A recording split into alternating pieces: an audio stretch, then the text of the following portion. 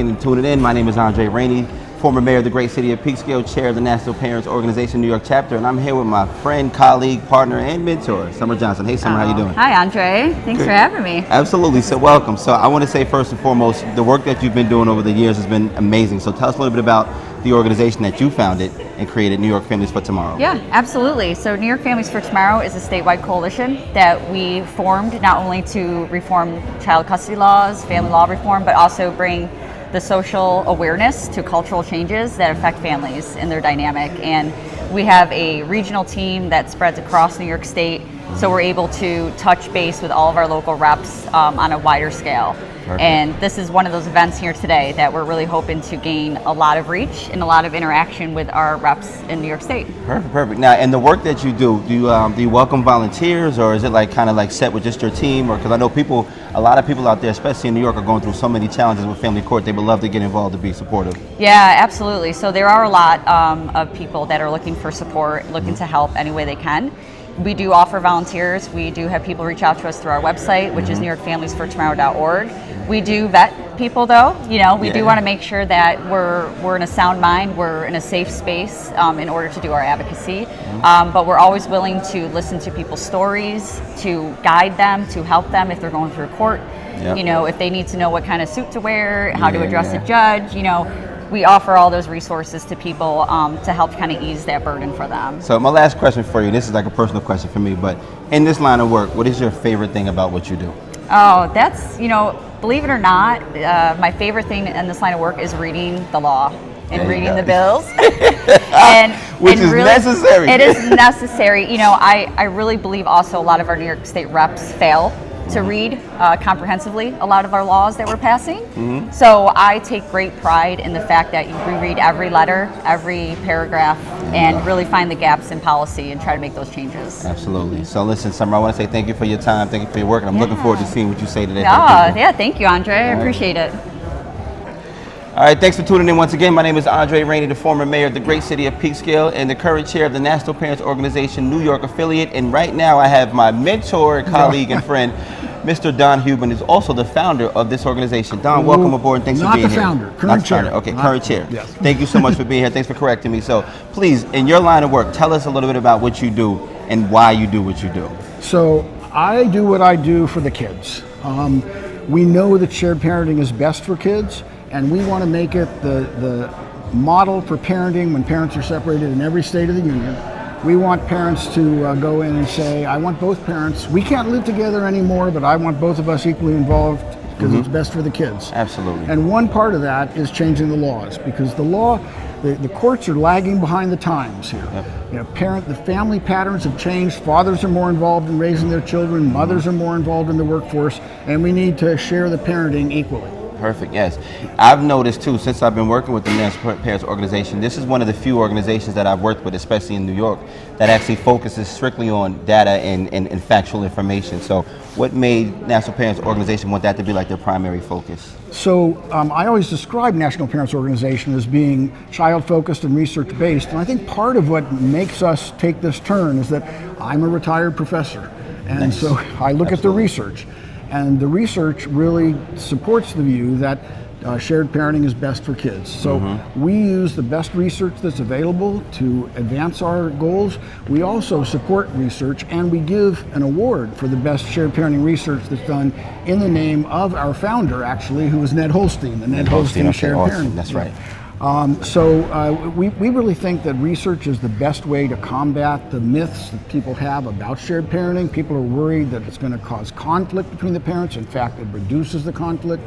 They're worried that it's going to expose children to abuse. In fact, child abuse drops when you have presumptions of shared parenting. Thanks. Spousal abuse or intimate partner abuse drops when you have presumptions of shared parenting. Absolutely. So it's really a win-win-win for everyone. There you go, beautiful. So I just want to say, Don, I thank you for giving me the opportunity to be a chair here in the state of New York. And if there's anything we can say to the people who don't know about National Parents Organization or the work that you do, what would you say to those? Because there's a lot of people out there, especially in New York, that are looking for information to help them go against the grain in New York State with the elected officials and everyone who's just stuck in the world of myths. To the people in New York, I'd say you're lucky. You have a terrific chair here in Andre Rainey. He is an absolute dynamo, and if anyone can get it done in New York, it's Andre Rainey. We have chapters in about 30 states now, and if we have a chapter in your state, join NPO. Go to sharedparenting.org, and you can find out how to join NPO. If we don't have a chapter in your state, we want to talk to you about developing a chapter in your state. Don, I appreciate you. I thank you for all the work you've done, and welcome to New York. Thank you for your work. Absolutely. I'm now here with my partner and co-chair of the National Parents Organization New York affiliate, Jason Houck, who's been phenomenal at keeping the momentum in New York over the past years. And I'm happy that you're here, and I just want to say welcome to Peekskill, New York, man. Thank you for being here. Oh, thank you, Andre. You know, we couldn't have done this without you and all the advocates in New York, and, you know, we love it. Yeah. So Jason's been very active in legislation. He lobbies a lot. He goes to Albany. He's actually in Albany. So in the years that you've been doing this, man, what motivates you the most? It's trying to help others and trying to get this legislation passed for the children. It's children focused, and we are trying to do what's best for the children of New York, and that's what primarily motivates me. Absolutely. So how long have you been with, for those who don't know, how long have you been working with National Parents Organization, or just advocacy in this line of work, period? I've been advocating since 2013. I joined the National Parents Organization in 2014, so we're going on 12 years. Woo, and beautiful. meeting with the legislators every chance we can.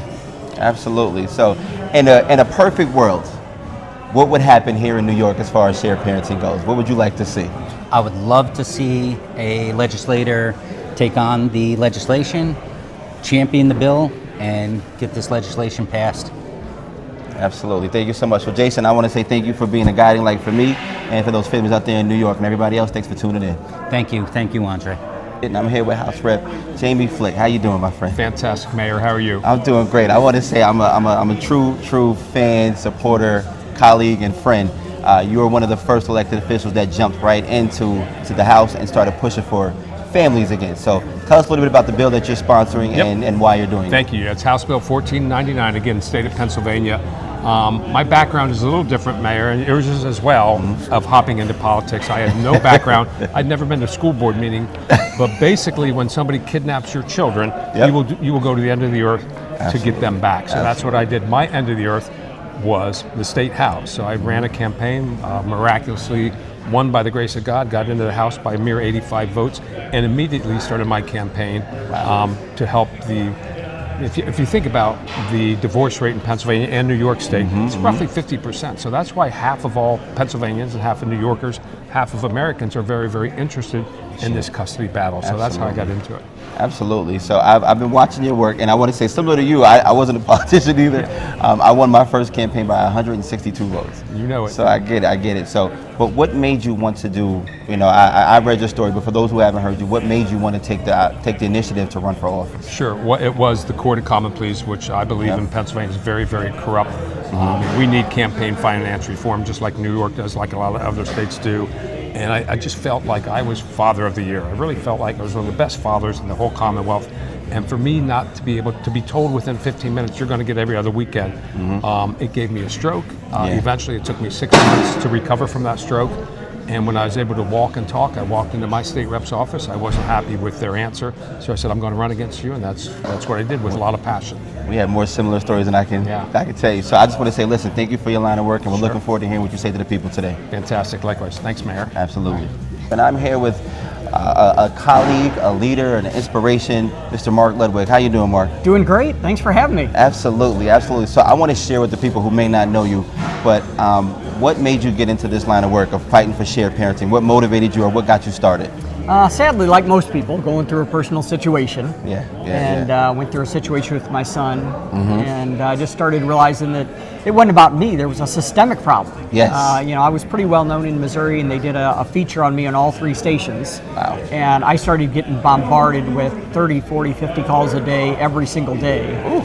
And with my legislative background, I just realized, okay, maybe this is what I'm supposed to do is work the legislative angle of this. Now, you're probably one of the most busiest leaders in this element that I know of. So I know that you're even going to DC today. So talk a little bit about more what you're focusing on as well. Not just shared parenting. I know you're doing with Title 4D work as well. Yeah, working on quite a few things. The state level, working on the shared parenting type issues, facts, findings, and conclusions bills. This year I was active in 41 states around the country, but really working hard at the federal level right now for Title IV-D reform. So I'm leaving literally as soon as I get done talking today to DC. I've got meetings tonight and in the morning with HHS and at the White House again. Beautiful, beautiful. So if there's anyone out there who may not know you, what would you like to tell them about the work that you do and what inspires you the most? Main thing is that it's not really about me. And it's really about all the people that are here. And that's what I love coming to these events, is not necessarily to hear the speakers.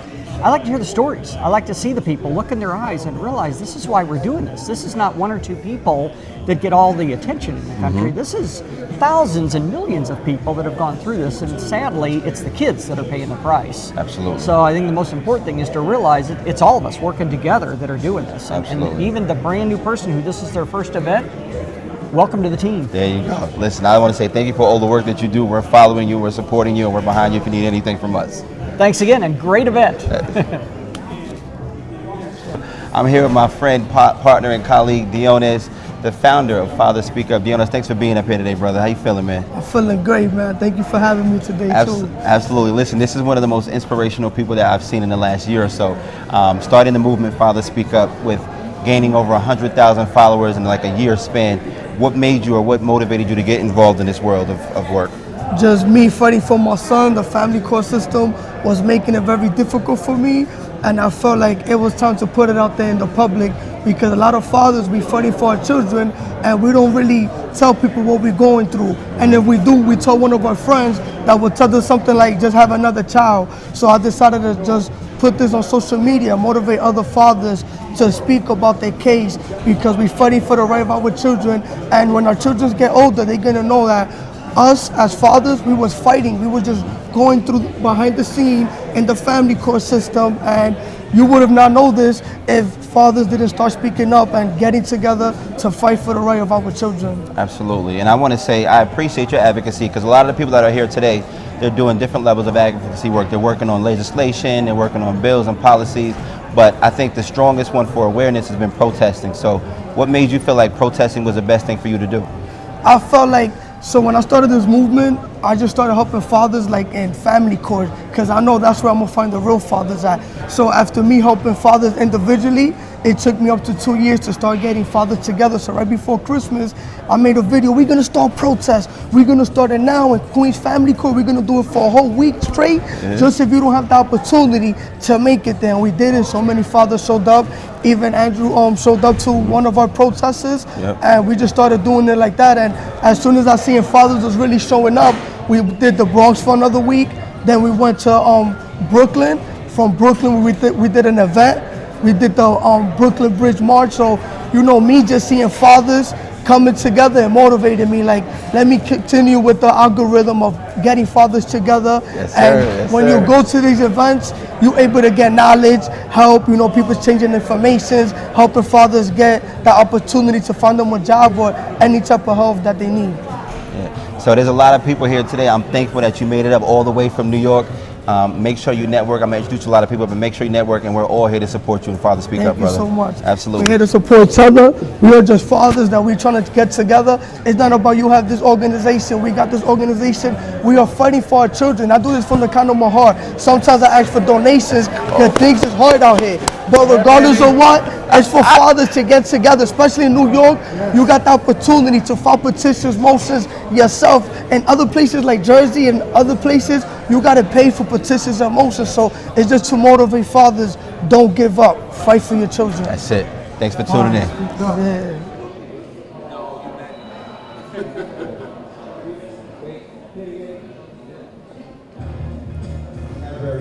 Good afternoon, everybody. How's everybody doing?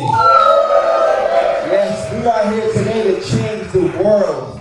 My name is Andre Rainey. I'm the former mayor of this wonderful city that you guys are in today, and I'm also the current chair of the National Parents Organization New York affiliate, and I'm excited about what we're going to hear today. I'm excited about what we're going to see today. We have some leaders that have been traveling the world, pushing for change, pushing for legislation, and just pushing to restore the idea of a structural family household. Let's give them a round of applause for being here today. Just as important, we have some people that are advocates here, different organizations and non-for-profits, people that are working, that are protesting and just putting the word out there, creating the awareness. Let's give them a round of applause today, please. And everybody should have one of these. If you look on the second page of your program, those are a bunch of sponsors and supporters that helped this event possible. Thank you, but I did not make all the sandwiches. I hope you enjoy them. They came from the sandwich shop and some from right here at the restaurant, here at the Abbey Inn Spa. Also, a big shout out and a big thanks to the National Parents Organization for making it possible for us to be right here in this beautiful venue at the Abbey Inn. So let's give it up for the National Parents Organization. So as you all know, many of us have experienced family court in a negative light.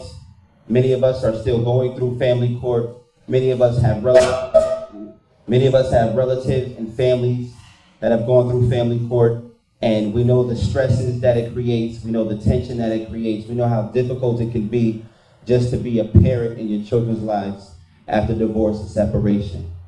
One of the main reasons we are here today is because the people that are coming up here to speak today are all fully aware of the stories, the tragedies, the hard times that all of you have faced, or all of you may know somebody that has faced, and they're here to give us hope, guidance, and direction on how we can not only make the country a better place for families, but New York State especially a better place for families. So they've traveled from around the world to be here today to share some insight, share some information, and just to give everybody a little bit of guidance on what our next steps are going to be. So I really want to say, I know I did it before, but I really want to give them one more round of applause for being here this wonderful day. So please.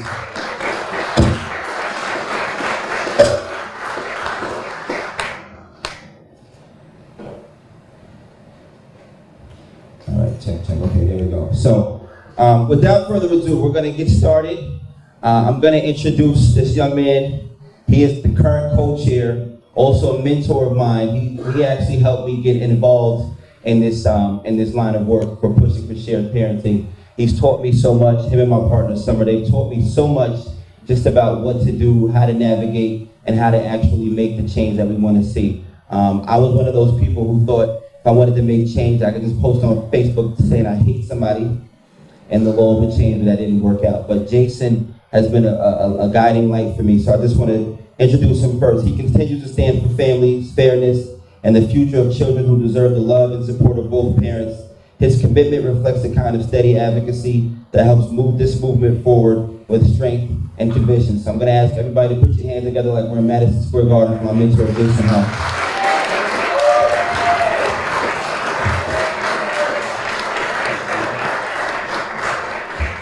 Thank you, Andre. Thank you all for being here today. Without your support and your presence, none of this is possible. So it's coming together as a group and being able to push this movement forward. I appreciate all of you, and I thank you all for being here.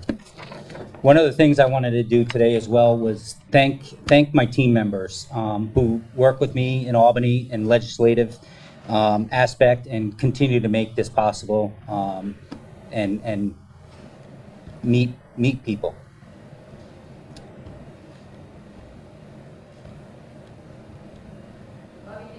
I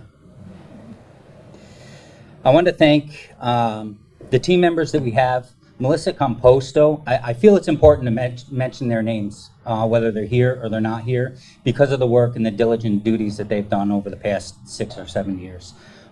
We have an advocate, her name is Melissa Composto, out of Brooklyn, Kings County. She has been instrumental for us in the New York City and the Brooklyn area with her legislative liaisons as well. I want to thank Nick Miller. Nick Miller's from Putnam County, tremendous advocate of ours. He goes with us to Albany and meets the legislators as well. He's here volunteering today, helping out, and we couldn't do a lot of this without Nick Miller as well. Robert Grievesland, Rockland County. He's with us in Albany as well, and we thank Robert as well. John Bevilacqua from Broome County. He's fairly new with us for the past year, 2 years. He's gotten involved and continues to set up these meetings for us. Shannon Parks out of Schoharie County. Shannon and I and Summer began this advocacy about 6 or 7 years ago, and without him, we wouldn't be where we are today. Summer Johnson, of course, Wayne County. She's Rochester area. Her and I have spearheaded a lot of these things going forward, and I appreciate her help with everything that we do. John Grivas, he is out of Buffalo, Erie County. He's our liaison with the Father's Rights Movement as well, and he's been a tremendous help with him and his organizations in Erie County and Buffalo. We have a large reach in New York. You'll hear all these counties, and none of us live closely. So we do have the state covered, and we are trying to promote shared parenting throughout the state. Jason Frank, who's fairly new with us. Jason is our liaison for child support in New York. We've started to draft legislation in New York to get a parenting time adjustment entered into legislation. And you'll be happy to know, hopefully those talks are going to become more successful in the upcoming months. Jason has been instrumental with our parenting time adjustment and holding these legislative meetings to be able to get this legislation in place so we can get it passed for the following session. And of course, Andre Rainey. No introduction needed, but he is my leader. He's my mentor. He's the chairman of National Parents Organization New York, and I'm happy to work under him, and I appreciate all the work that he's done. Now, a quick introduction. My name is Jason Houck. I'm the vice chair for the National Parents Organization in New York. I'm an alienated father, 13 years. I also lost the relationship with my daughters years ago, and I started advocating, and like many of you, you look for research and you look for ways of trying to better your own case, but not only better your case, better the children in New York to see where you can fall into place and help other children.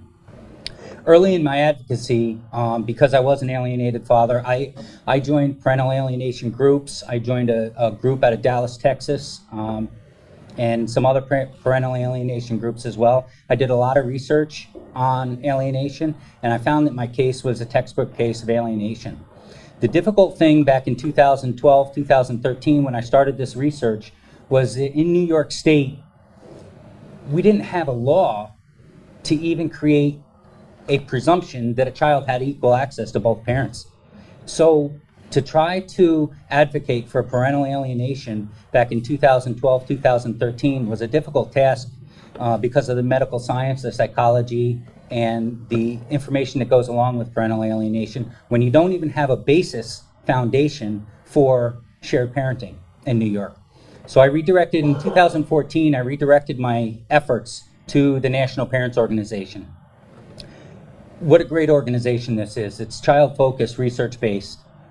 They are everything that we need to do in New York to create the foundation and to keep our messaging consistent to be able to move the 50-50 rebuttable presumption through to the next step in New York State.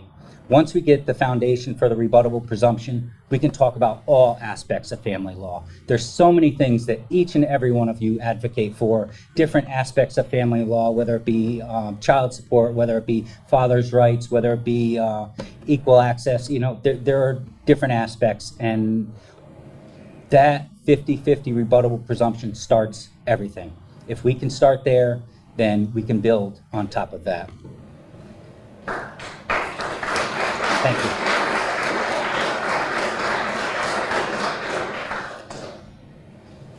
Where we're at in New York.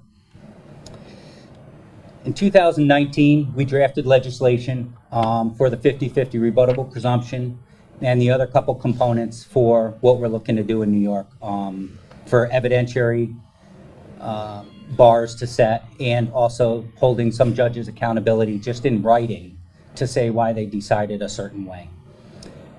With this legislation, we didn't get very far in 2019, so in 2020 we scaled back a little bit and we went just with the rebuttable presumption. We're still having difficulty today with passing that legislation.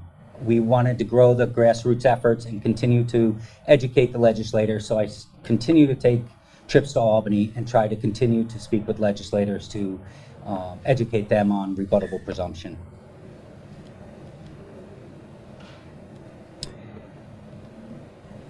In 2023, 2024, we finally had our first companion bills, shadow bills, in both houses.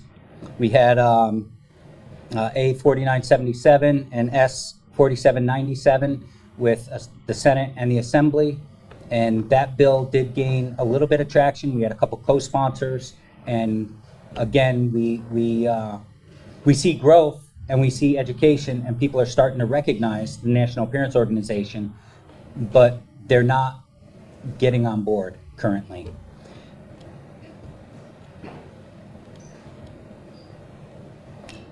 Seventeen years ago in 2009 was when my predecessors and other groups and organizations had first entered a bill in New York for shared parenting. 2009. 17 years, we're still here. 17 years, we're still trying, and I won't stop trying to continue to get this passed.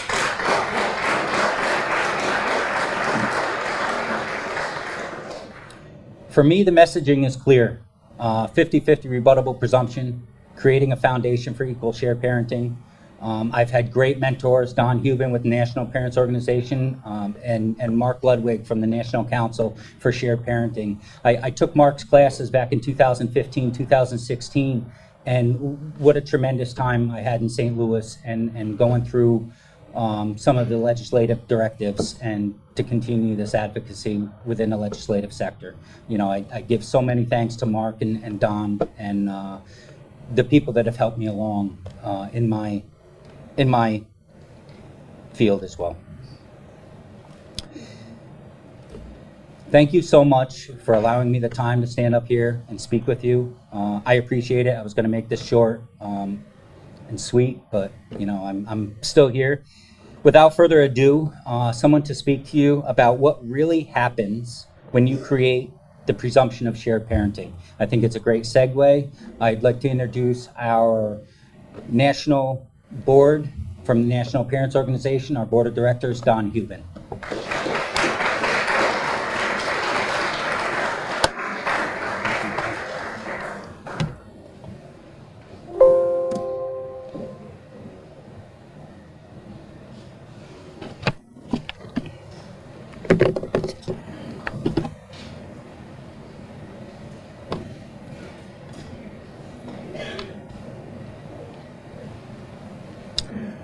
First, let me thank the organizers of this really spectacular event. That's Jason and Andre, wherever Andre is right now. I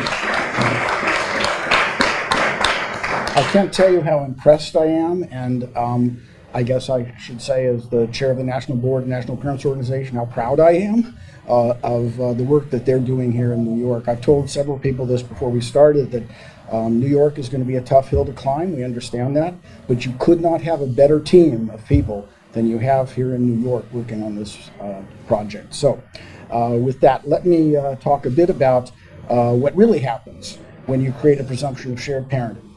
First, a little bit about, well, maybe first. There we go. Okay. This is a little bit about me. I'll be very brief. I am the chair of the National Board of the National Parents Organization. I am a former professor of philosophy at The Ohio State University. Some of you will get why the is in caps, what they are. Okay. The rest of you can talk to me after this. I'm the founding director emeritus of the Ohio State Center for Ethics and Human Values. Most relevant to today, I am the father of 3, the stepfather of 2, and the grandfather of 6 children now. And I've been involved in advocacy for shared parenting for 30 years. That makes me an old timer.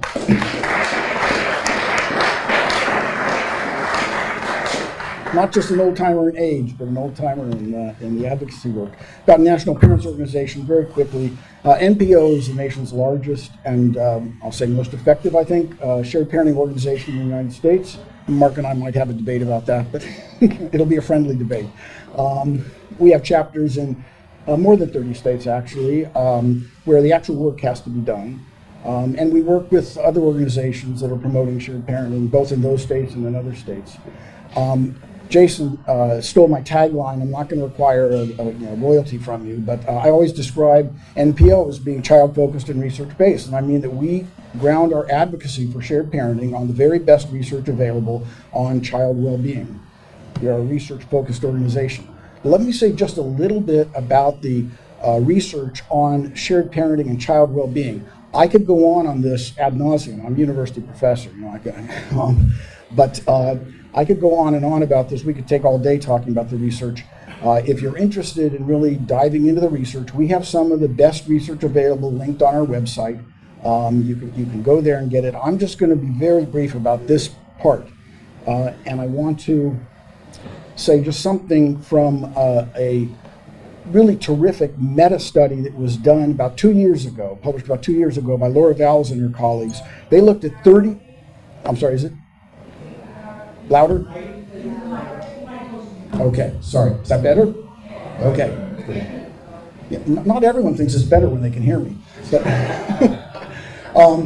so this was really a terrific meta study that was done of 39 high quality studies. And what it found was that there's either no difference between children's outcomes in nuclear families, intact families, and shared physical custody, or those differences go away after you adjust for certain explanatory variables. And in contrast, in as many studies, 2/3 of these studies, children raised in sole custody arrangements do significantly worse than children raised in shared parenting or in nuclear families.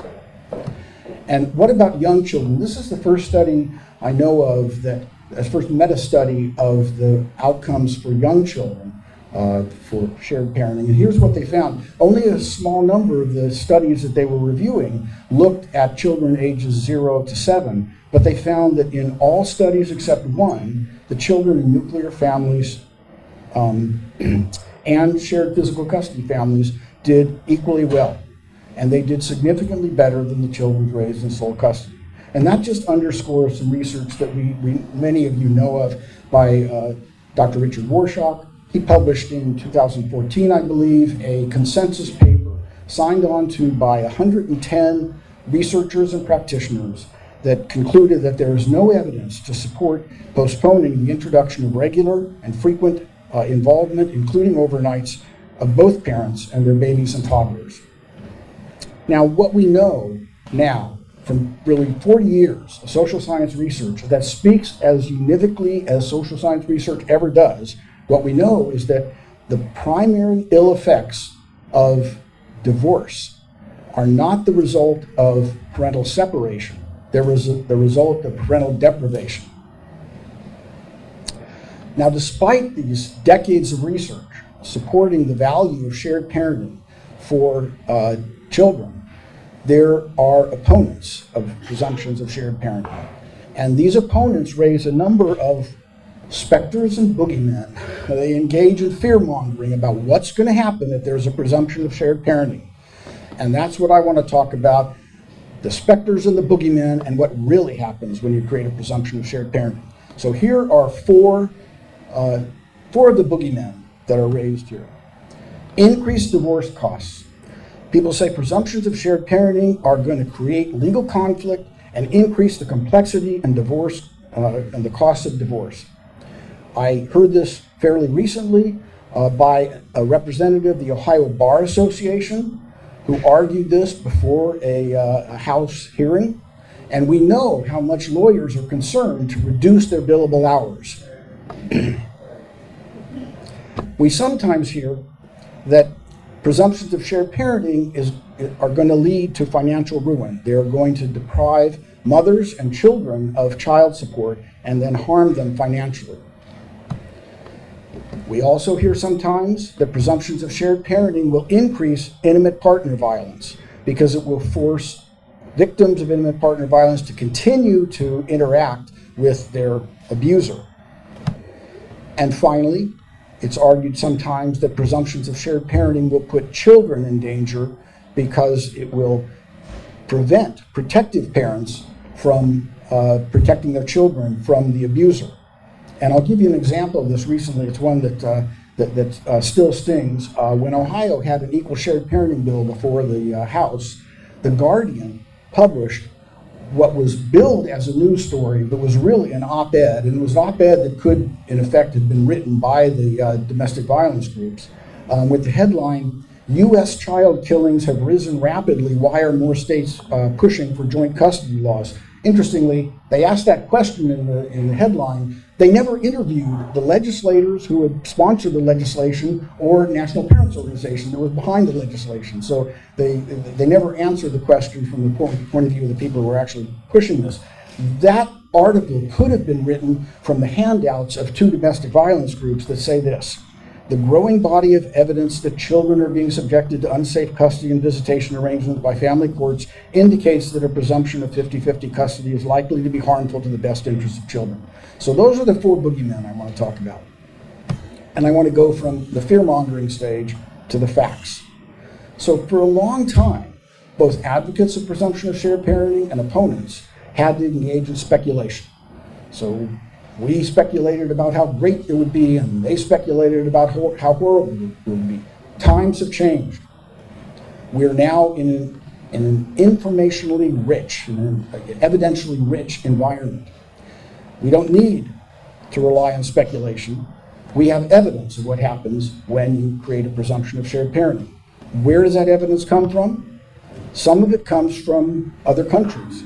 So from especially the Nordic countries, Sweden, Denmark, and Finland, but also from Spain. I'm going to talk about that in a moment. By the way, this map is the European Shared Parenting map that was created by the International Council of Shared Parenting with the very able help of my friend and colleague, George Piscor, who's sitting back about 2/3 of the way back there.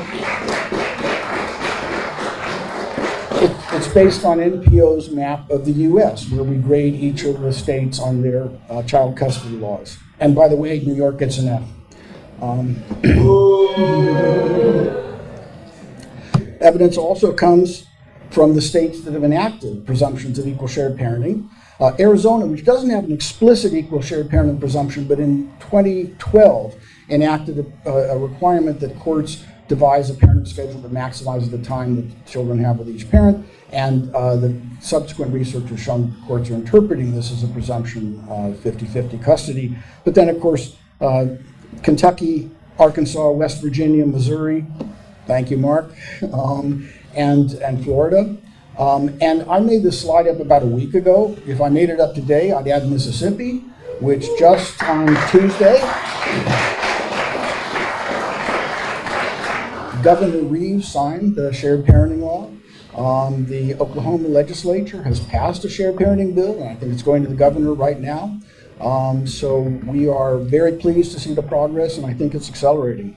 We also have evidence from other states, and I'll talk about this briefly, including my own state of Ohio and Wisconsin. So now, what does that evidence tell us about what really happens when there's a presumption of shared parenting? What about the contentiousness of divorce? Well, divorce conflict and costs are driven by the absence of a presumption. Let me give you a very brief and very simplified history of custody. It used to be that there was a presumption of maternal custody. In most states, it was mom gets custody unless dad is unfit. And when we required fault for divorce, there was also a presumption in many states that the parent who was at fault would lose divorce, or would lose custody of the children, right? There were a very small percentage of cases were ever contested there because people had a signal about what was going to happen in the court. But when you replace that with just the best interest of the child standard, which is not really a standard, it's a goal. And it's an important goal, but it's not really a legal standard. It really just tells courts, do whatever you think is best.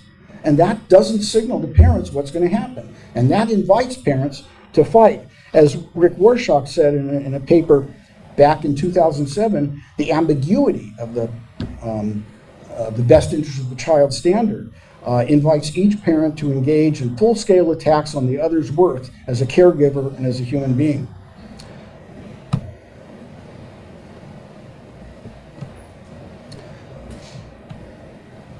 So, what evidence do we have about the contentiousness of divorce? Well, there is anecdotal evidence. Attorney Carl Knockelman, who lives in northern Kentucky and practices in both Kentucky, which has a shared parenting presumption, and Ohio, which doesn't, has reported that it's much easier to resolve cases in Ohio than it is in Kentucky. Maybe more compellingly, Kentucky Family Court Judge Micah Pence who was not a proponent of Kentucky's shared parenting law when it passed, she says, and this is a little, I love this law. She has testified in various other states that it has made it much easier to resolve family court cases, that parents come in saying, how are we going to work this out, instead of coming in and saying, here's what's wrong with the other parent. So it reduces the conflict. And we have evidence from Spain. I'm going to talk more about Spain in just a moment. But back around 2010, 5 of the regions of Spain adopted presumptions of shared physical custody. And one of the effects of this was that the number of contentious divorces went down significantly. So it was easier for parents to resolve these cases when you say, we're going to presume that both parents are going to continue to be equally involved in their children's lives. Okay, so much for that one. What about the financial security of mothers and children? Let's separate it. Let's start with the children. In most states, child support awards will be lower if the parents share in the physical custody of the children. Not in New York, because you guys don't have a parenting time adjustment yet, but in most states they will. By the way, we also have a map that shows you the parenting time adjustments of the various states, and which ones have good parenting time adjustments, and which ones have poor ones, and which ones have none. In most states, there will be a presumption that there will be less in the child support order if both parents are directly supporting the children. But of course, that doesn't mean that the children receive less financial support. It means that the support comes more directly from both of the parents. And paying parents, the parent who would pay child support will spend more money if they have the child with them 50% of the time than they spend in child support. So children are actually better supported in shared parenting arrangements than they are in sole custody arrangements. And also, one more thing, anyone who thinks that the amount of the child support award determines how much financial support the child is getting must believe that in intact marriages, children aren't financially supported at all. Because the government isn't taking money from one parent and giving it to the other. Okay, what about mothers? Mothers are getting less child support. Isn't that hurting them financially? And the answer is no, and we have research just published this last year that that's not the case. This research comes from Wisconsin, and here's what Judith Bartfield and her colleagues found.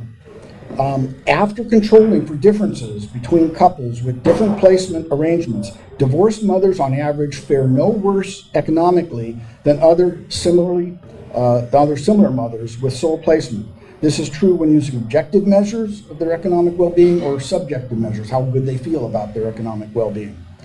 And in her book, The 50-50 Solution, Emma Johnson surveyed, before her book, she surveyed more than 2,000 mothers and found that mothers who have shared custody are 54% more likely to earn $100,000 a year than mothers with sole custody, and they are 325% more likely to earn $100,000 a year than moms with 100% custody of their children.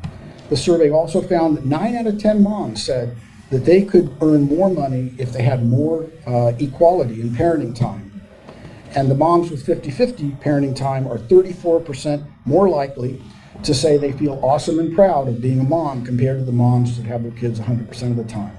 So it doesn't hurt moms economically, it doesn't hurt their well-being. What about intimate partner violence? Now this is like a cudgel that we keep getting hit with. But let's look at the evidence here. Kentucky, as many of you know, passed its equal shared parenting presumption for temporary orders in 2017 and for final orders in 2018. And by the way, I'll mention that the temporary orders bill passed unanimously, no negative votes in either chamber. And the 2018 bill passed with only 2 negative votes in both chambers together. And the law is extremely popular in Kentucky.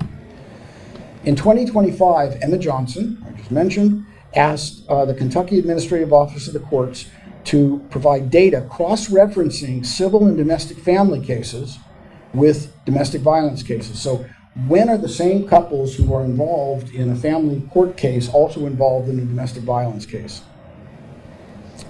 Those cases were dropping before Kentucky's shared parenting law, but they dropped significantly after. They continued to drop, and they dropped by more than 70%. after the passage of Kentucky's shared parenting presumption.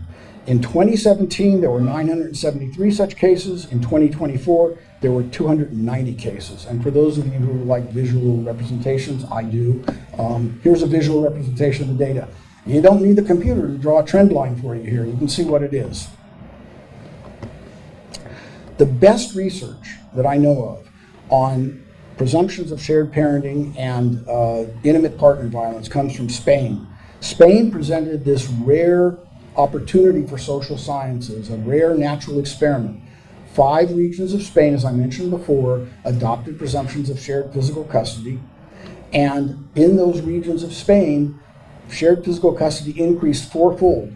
So 3 economists took a look at the rates of intimate partner violence in these regions of Spain compared with the other regions of Spain. And these 5 regions were representative of the other regions in other respects. They were similar in their economic status and their political status and all of that. So it was really just like a rare thing for social scientists. It's like being able to line up test tubes and see what happens when you treat one test tube differently from the other test tube.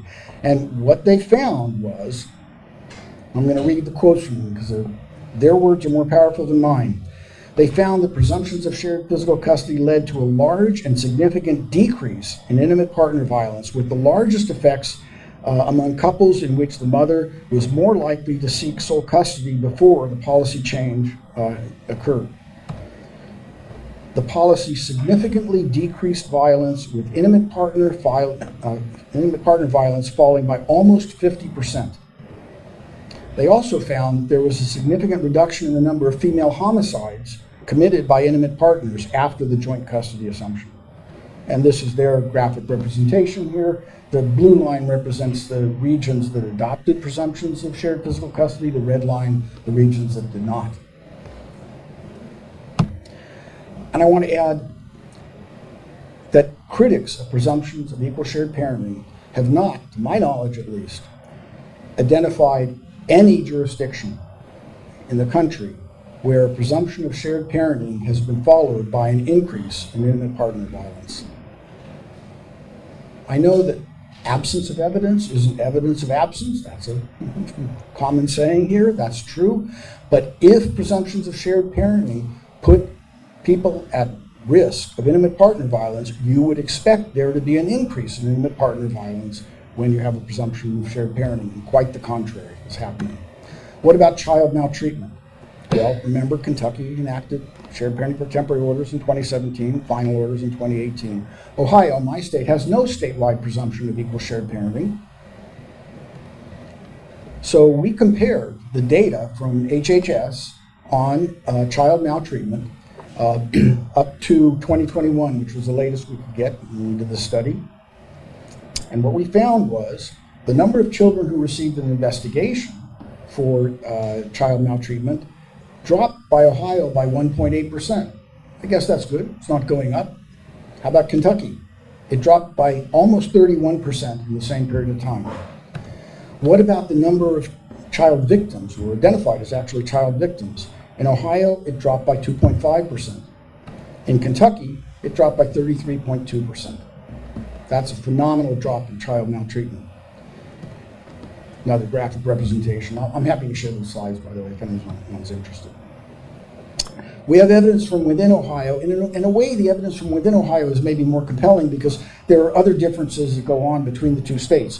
But we can look at the county level in Ohio because Ohio is unique. And if anyone knows that it's not unique in this respect, please correct me because I've often been saying it's unique because I haven't found a counterexample. But I think Ohio is unique in that its state law requires every county to have a local parenting time rule.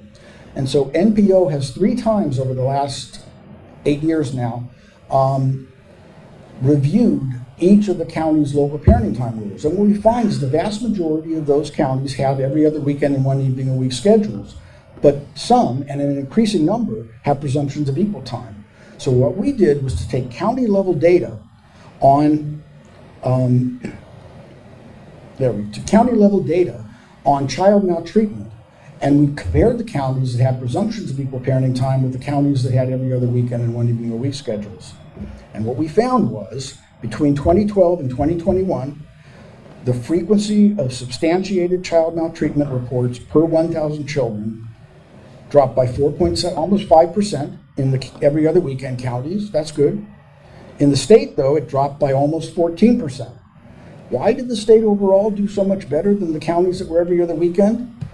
Well, because the counties that had presumptions of equal shared parenting, child maltreatment dropped by 54%. That's really significant.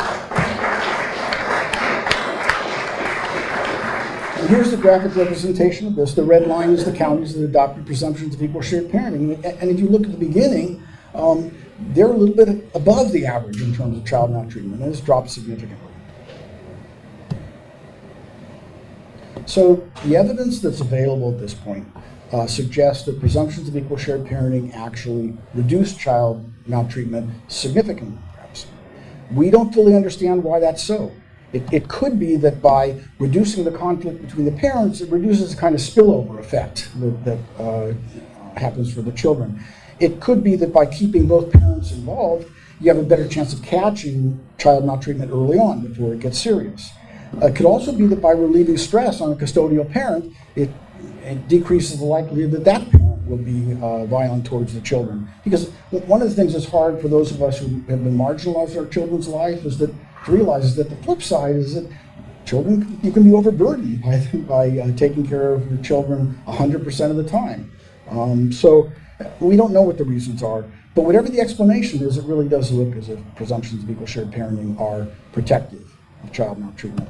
And again, I just want to make the same point I made about intimate partner violence. I've seen no group ever identify any jurisdiction in the country where presumptions of shared parenting have been followed by an increase in child maltreatment. So for those of you who are concerned about intimate partner violence and child maltreatment, and I assume that's everyone in this room, it should be everyone in the world, the evidence we have indicates that far from presumptions of shared parenting raising the risks of those harms, it's actually part of the solution, not part of the problem. So, summary here, what really happens when you presume shared parenting time?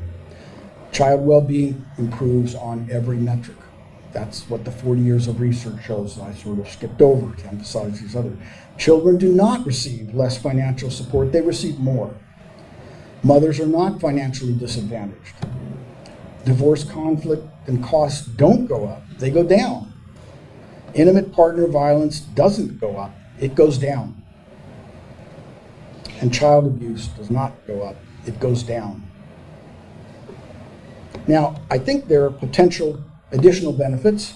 We don't have the evidence for them yet, but I think we're going to see these things happening. We're going to see healthier co-parenting because people aren't pitted against one another at the very start of the parental separation.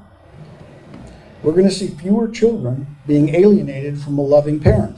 And I don't want to ever suggest that a presumption of shared parenting is going to be a magic bullet to prevent parental alienation. There will be alienators no matter what. But presumptions of shared legal custody and shared physical custody are protective against parental alienation. They allow the children to have a direct relationship with both of the parents and not have their relationship with one of the parents mediated through the other parent. We should expect increases in fathers' health. You might be aware of this, but divorced fathers are 10 times as likely to commit suicide as divorced mothers. And I don't think that that's a coincidence that mothers are 10 times as likely to get custody of their children than the fathers. Divorced fathers are more likely to die other deaths of despair. We should expect benefits in mothers' career and their life satisfaction. And we should expect a reduced need for social programs to combat fatherlessness. Because actually the term fatherless is a little bit misleading. Kids have fathers. Sometimes they just get kicked to the curb. And if we keep fathers involved, we won't have to have as many programs to prevent the ills of fatherlessness. Now I want to end on a hopeful note because I really am hopeful. I've been involved in this for 30 years, as I said, and believe me, I felt the frustration that I'm sure all of you have felt at some point. But I am hopeful now. I'm as hopeful as I've ever been. I know that we are opposed by powerful forces. Bar associations tend to oppose us, and you can speculate on why that is. Judges tend to oppose us because they think they're doing a whiz-bang job already, and really we shouldn't have any constraints on them at all. Even though no one's talking about removing discretion, we're just talking about the starting point and what reasons you have to move from the starting point. And domestic violence groups oppose us. We do have powerful opponents, but with people like you in this room and with the passion that people have to change this, and with the research that is showing compellingly that presumptions of shared parenting benefit moms, benefit dads, and benefits children especially, I think the day will come, not too far in the future, where people will look back and say, really, there were states that didn't have a presumption that both parents would be equally involved in raising their kids? And so I hope you'll all be a part of bringing about that day. You can follow NPO. Our website is sharedparenting.org. You can find us on YouTube, Twitter, Facebook, probably a few other social media things. I'm not really a social media person. Thank you for your attention. I really appreciate it.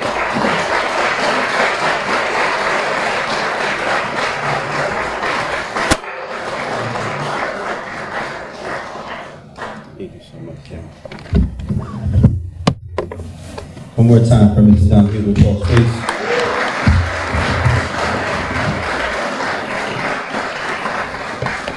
"30 years of work." I was 12 when he started working. God bless you, Don. Thank you sincerely. To my people out there that are watching, as these conferences become so informational and detailed, if it helps to stand up after somebody's finished speaking, I found out the best way to do it is to give them a standing ovation once they sit down, so you can stretch your legs out. So let's try practice one time as a group. Clap your hands for Don. Thank you. Thank you. Far too kind. You're far too kind. Thank you so much. You may be seated. This next person coming to the podium, again, another mentor of mine, a partner of mine. I've watched her work consistently, nonstop over the years. Founded the organization New York Families for Tomorrow. I like to consider her a big sister, if anything, because she's very, very on point with all the work she does. Summer Johnson brings leadership, strategy, and strong voice for families to this important movement. Her dedication reflects the thoughtful advocacy needed to build momentum and keep children at the center of every conversation. Ladies and gentlemen, please welcome New York Families for Tomorrow, Summer Johnson. All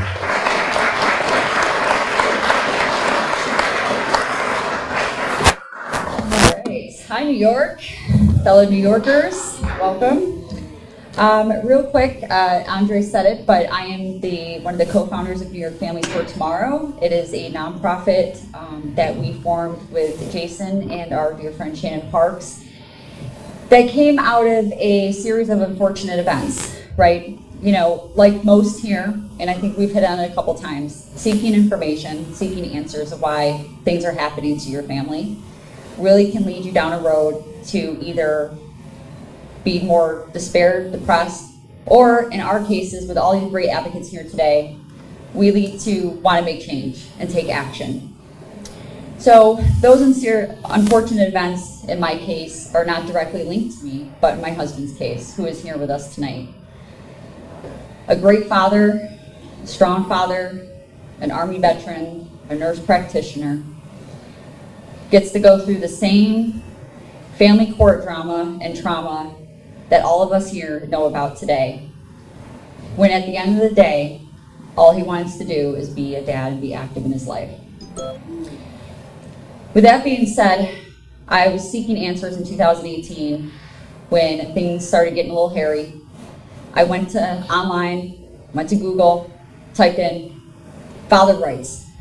That simple. You can imagine the array of responses that I got. But one organization popped up, and that was the National Parents Organization. Was the first place that I visited online. I reached out quickly to Jason, wanted to know more, wanted to know everything. Being a type A person, power, I wanted to, fire hose in mouth. I wanted to know everything of what we can do, how can we fix this. The lack of resources for our fathers in this realm is disgusting. And don't mind my bold words up here tonight. I'm usually not one for mincing my words. But with that being said, I knew the work that Jason was doing. We talked about fellow advocates who introduced laws, introduced bills, trying to get things passed. We took action. We decided to form another nonprofit to kind of corral the cats, we call it here in New York. There was a lot of people working, a lot of people doing good work, but really we were kind of missing direction here in New York. As many of you know, New York is a beast. It is a political powerhouse. It is an economic powerhouse. It runs the country. We have Wall Street. We have New York City. We have 19 million people here in New York. Out of that, almost half of our representatives are from New York City. So with that being said, we decided to form New York Families for Tomorrow, which has done amazingly. I always tell advocates, and this is from Jason as well, advocate when you can and rest when you can. Some of the issues that we see here in New York, we try to address. It's more than just trying to pass laws and bills. We're really on the front end and the front lines of the cultural shift that we want to see in family court to try to prevent some of those unnecessary filings before it even gets to the courtroom steps. The kitchen table conversations around the couch, talking to your coworkers, on the phone. Those are the conversations that we need to change in order to help in family court as well. I wouldn't be here today without having to go through family court. I had no intentions of entering this realm at all. I went to school to be a paralegal, and then I naturally found myself working in family law, whereas I got in trouble several times for telling the clients that they should not be thinking that way, nor should they be working that way. After that, which, going through family court struggles, forming the nonprofit, I then quickly discovered that in order to make any movement in New York, we have to continue going with education. I went back to school and got my bachelor's degree in public policy, so our representatives would take me seriously. Being a female in this realm is not an easy task. I'm attacked. I'm called an abuse supporter. I'm called a narcissist. And so in order to combat against that, the greatest combat against that is credibility. And that's what we strive to do every day. I'd like to list some of our affiliates that we work under here in New York State.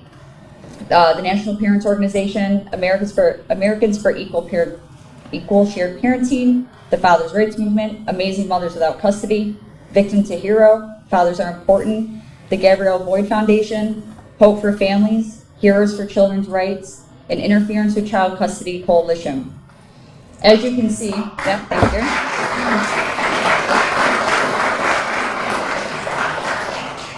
We're not a special interest group. There's no money involved here. I think we can all attest that none of us are born with generational wealth to move the needle. There's no kickbacks. We're all volunteers who see a problem and wish to fix the problem. As a woman, like I said here, fighting for equality for fathers, fighting for healthier children, better societal outcomes, I'm considered the outlier. But it is us mothers, wives, daughters, that need to defend our families.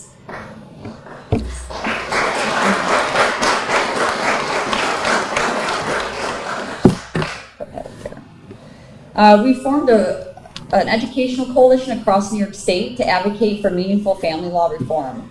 Not only statutory language, but in how the system reflects the realities of modern families. Our goal is to bring family law into the 21st century by incorporating social, cultural, and scientific understanding into the decisions that are made about children and families. To the National Parents Organization's point, our current court system, our current lawmakers are not applying the research that we have readily available. The research, we have more research today than we've had in the past 20 years, 50 years in family science, and it's amazing. And I want to give a round of applause to those agencies and organizations that allow us to use their research and share the information. So thank you.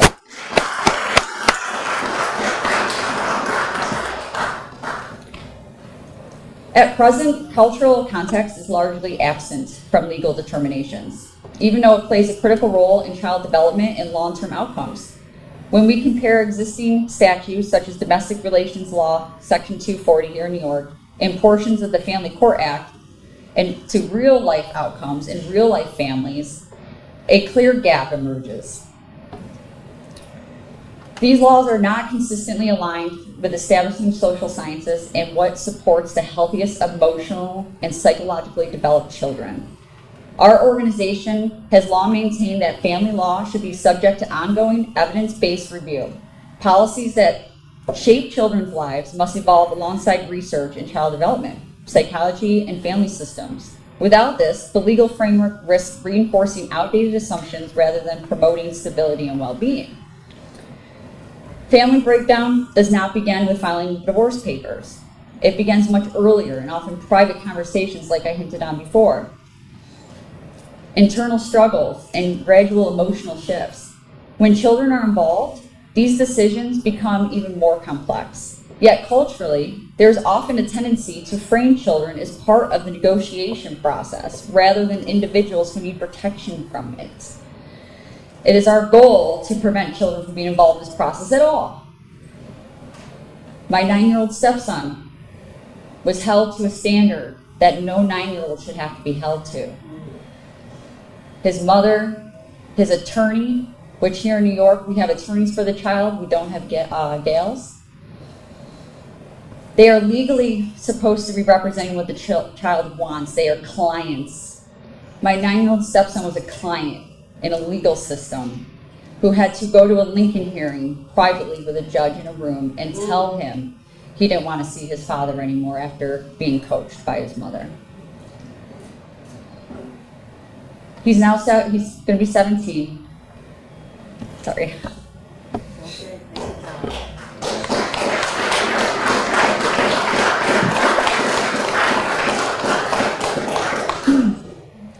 And I still see the impact today from what that did to him in his relationship with his father. Getting a little off topic here. Okay. That is part of where we need to remove children from the system and being involved. These are adult issues. These are legal issues. We pay attorneys to handle those issues for us. Why are we calling our children out of their bedrooms to attend court? It's no coincidence that Jason said that 17 years ago the first bill was introduced to try to reform and enter a presumption of shared parenting, when 16 years ago New York passed the no-fault divorce in 2010.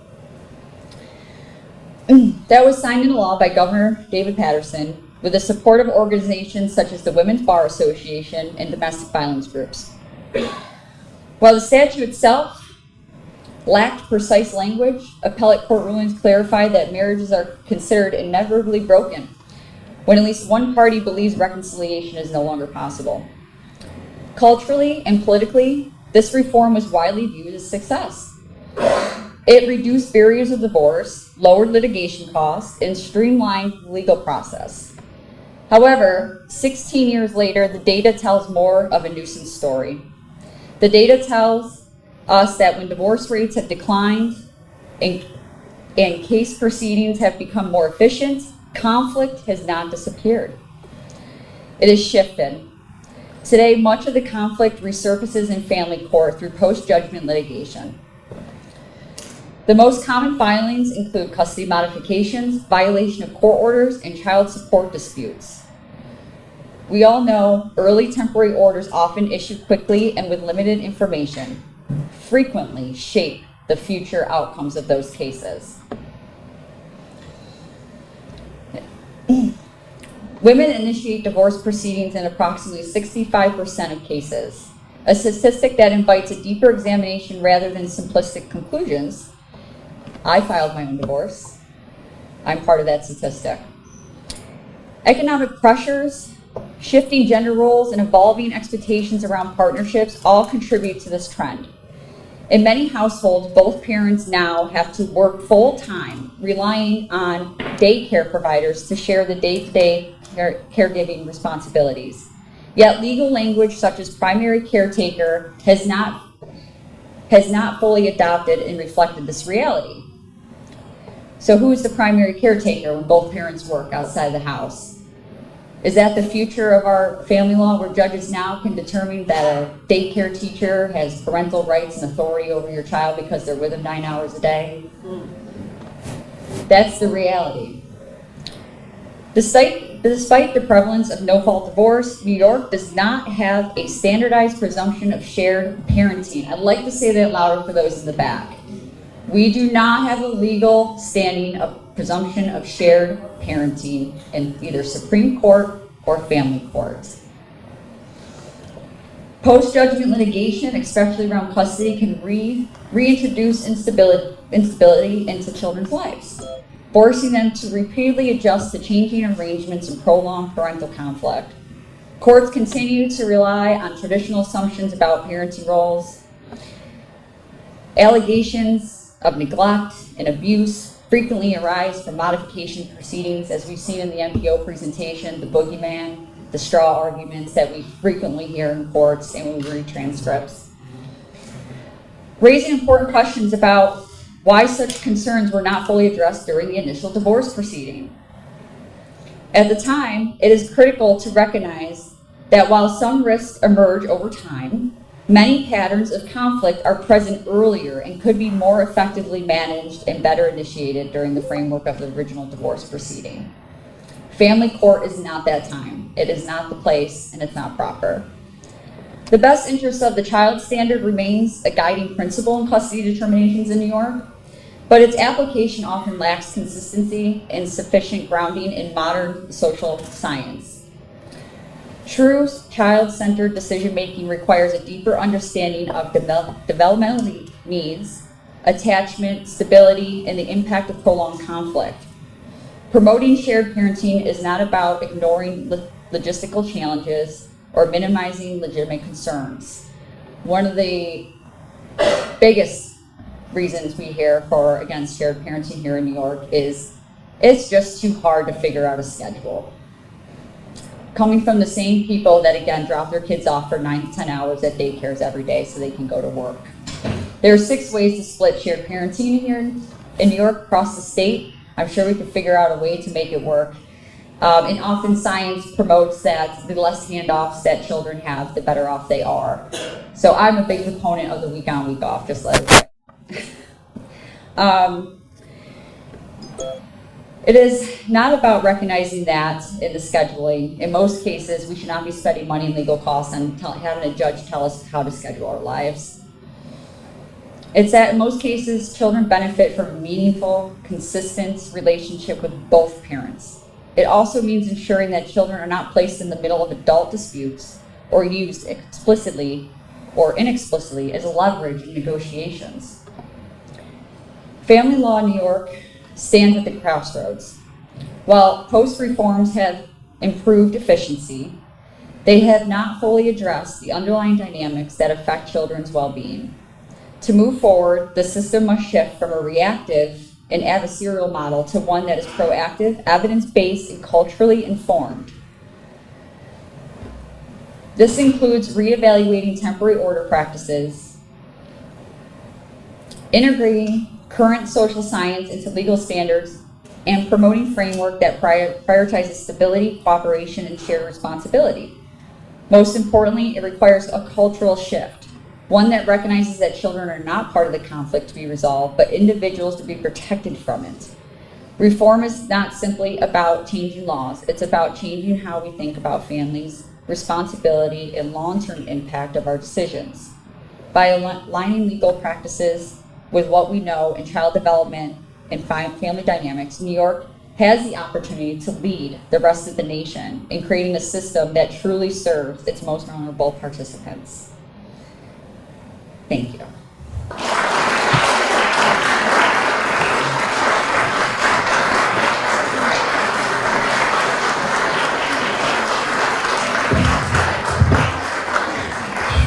One more time for Summer Johnson, please. One more time for Summer Johnson. Just want to say a few quick things to the next presenter. There are several ways that we can get involved. You know, we look for people, for volunteers to help us draft letters to send to our legislators. We look for people to lobby with us when we go to Albany. We look for people to contact and meet with their local state representatives to support the shared parenting bills that we do have in New York, and also to inform them the importance of having shared parenting in the state of New York. We also look for people to protest with us, contact your local news outlets, let them know exactly what's going on. One of the most difficult things that we face, in my experience in the last couple of years, is we meet with a lot of people who are going through family court. And when they're going through it, they're looking for support, they're looking for help. And we do the best we can with giving them the guidance, the direction, the support, the resources that we may have to get them where they need to get. And in some cases, once they get, whether it's the custody arrangement they wanted or the reduction of child support that they believe they should be paying, once they get what they get, or once they get what they've asked for, they wanted, we no longer hear from them. What we need, and part of the reason why I worked with Jason this summer to put this thing together, is to let people know that our movement needs to be as strong as the feminist movement, as strong as the LGBTQ movement.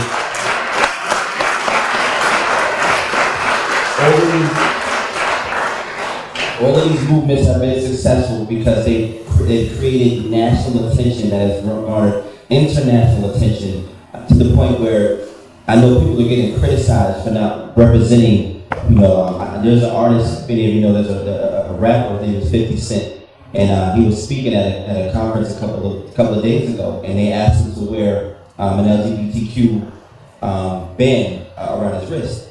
And he said that he doesn't feel like he has to represent that, or he has to wear that. He supports them enough to not feel like he has to wear that. I bring that up because that's how strong the movement is. They want appearance and awareness everywhere they go, whether it's on the sports, whether it's in concerts, whether it's at conferences.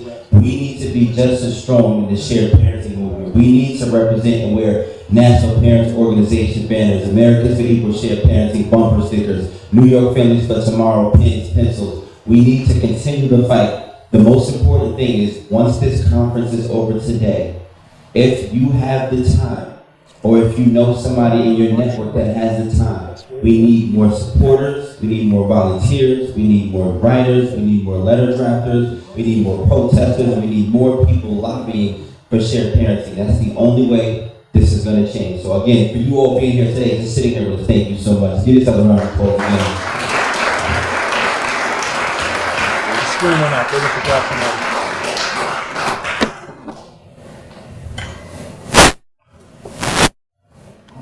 Yeah. There you go. I got the magic touch.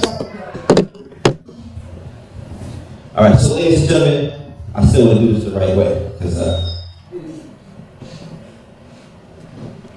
this brother right here has done so much for me on an emotionally, mental level that I can't even discuss.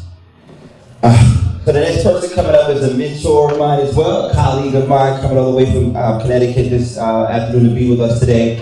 He also runs a group called Chop It Up, where brothers from different walks of life meet together every Wednesday evening to just have dialogue, progress with each other, inspire each other, and build each other to be better men of society, better fathers, better business owners, and everything else. But it's been a journey to be able to have a person like this as your friend, because he really stands by what he really stands by what he stands for.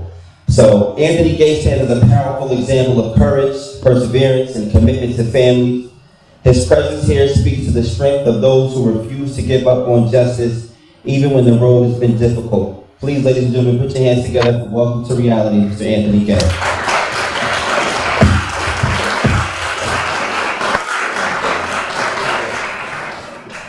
So can you all hear me? Perfect. First and foremost, it's a pleasure to be here. And I was joking with Andre when I got here, because on the drive down from Connecticut, I got something on my tie. So I left my tie in the car, and I felt underdressed, because look at this esteemed group of individuals with their ties. And I said, I don't got my tie, but it's okay. He offered to go to his house and grab me one, but it's all right. I appreciate it. So my name's Anthony Gay.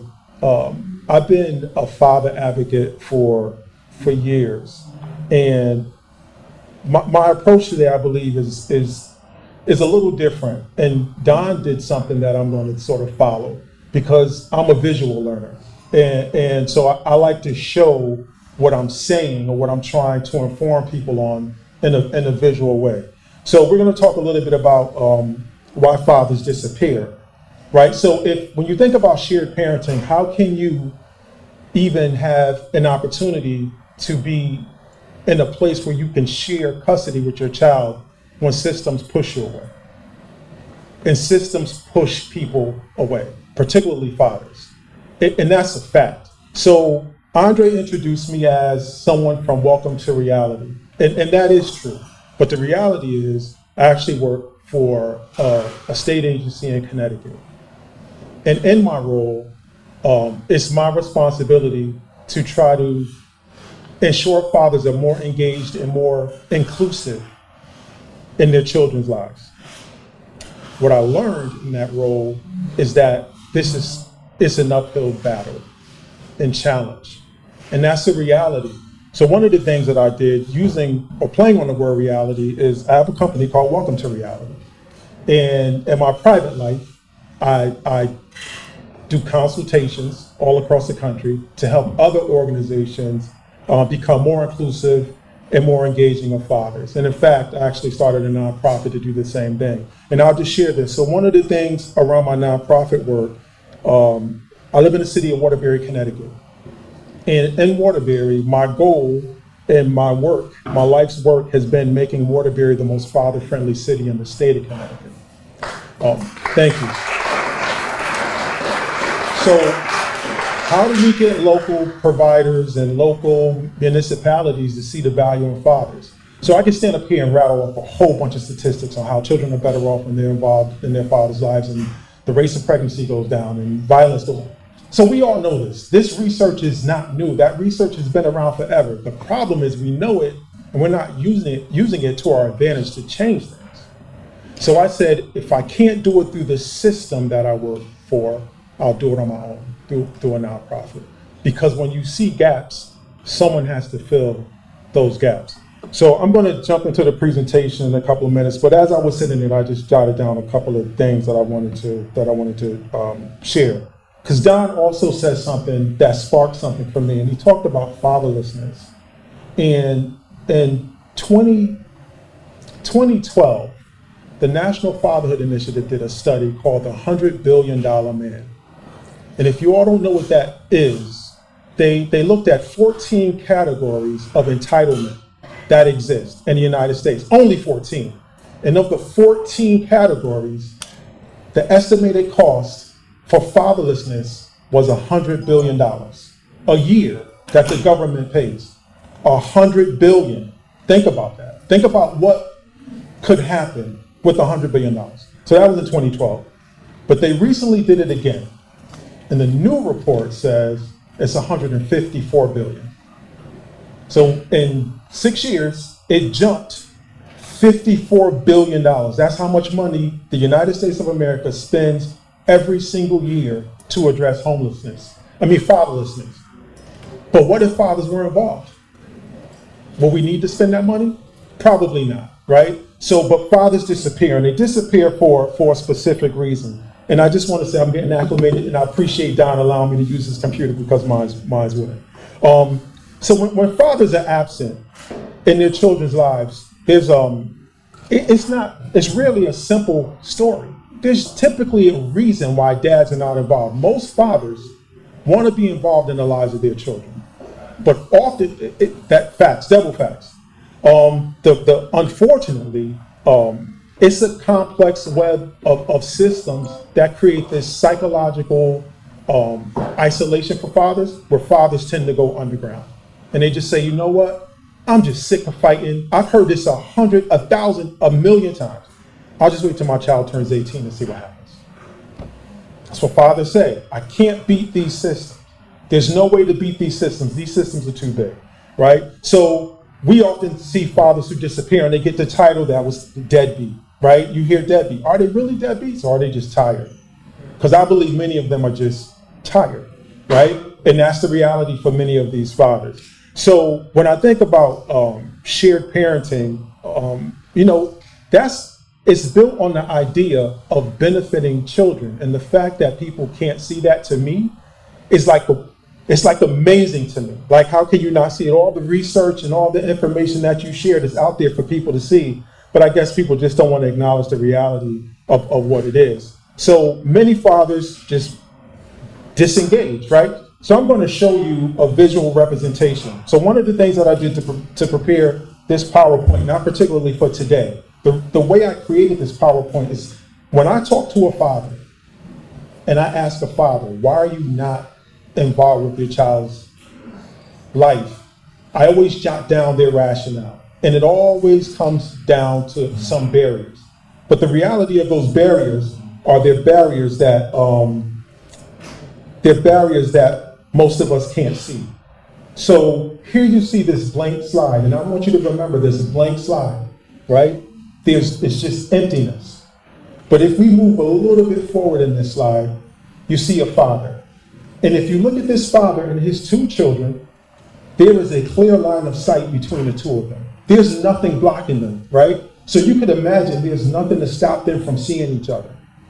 But what you're not seeing is the invisible barriers that exist, that create that barrier, that stop fathers from having access and gaining access to their children. So I wrote down all of these barriers, and then I put them into subcategories. So I have my main category here, my main bubble, or my main barrier is social and cultural perception. When I do a presentation, and I start off the presentation by saying mothers are. And I ask people, mothers are, what are mothers? How do you see mothers? And then you hear, mother is this and this, and it's all like, let me be clear, I'm not bashing mothers. Mothers are great. Mothers are wonderful, so I don't want to misconstrue that. I'm all for mothers.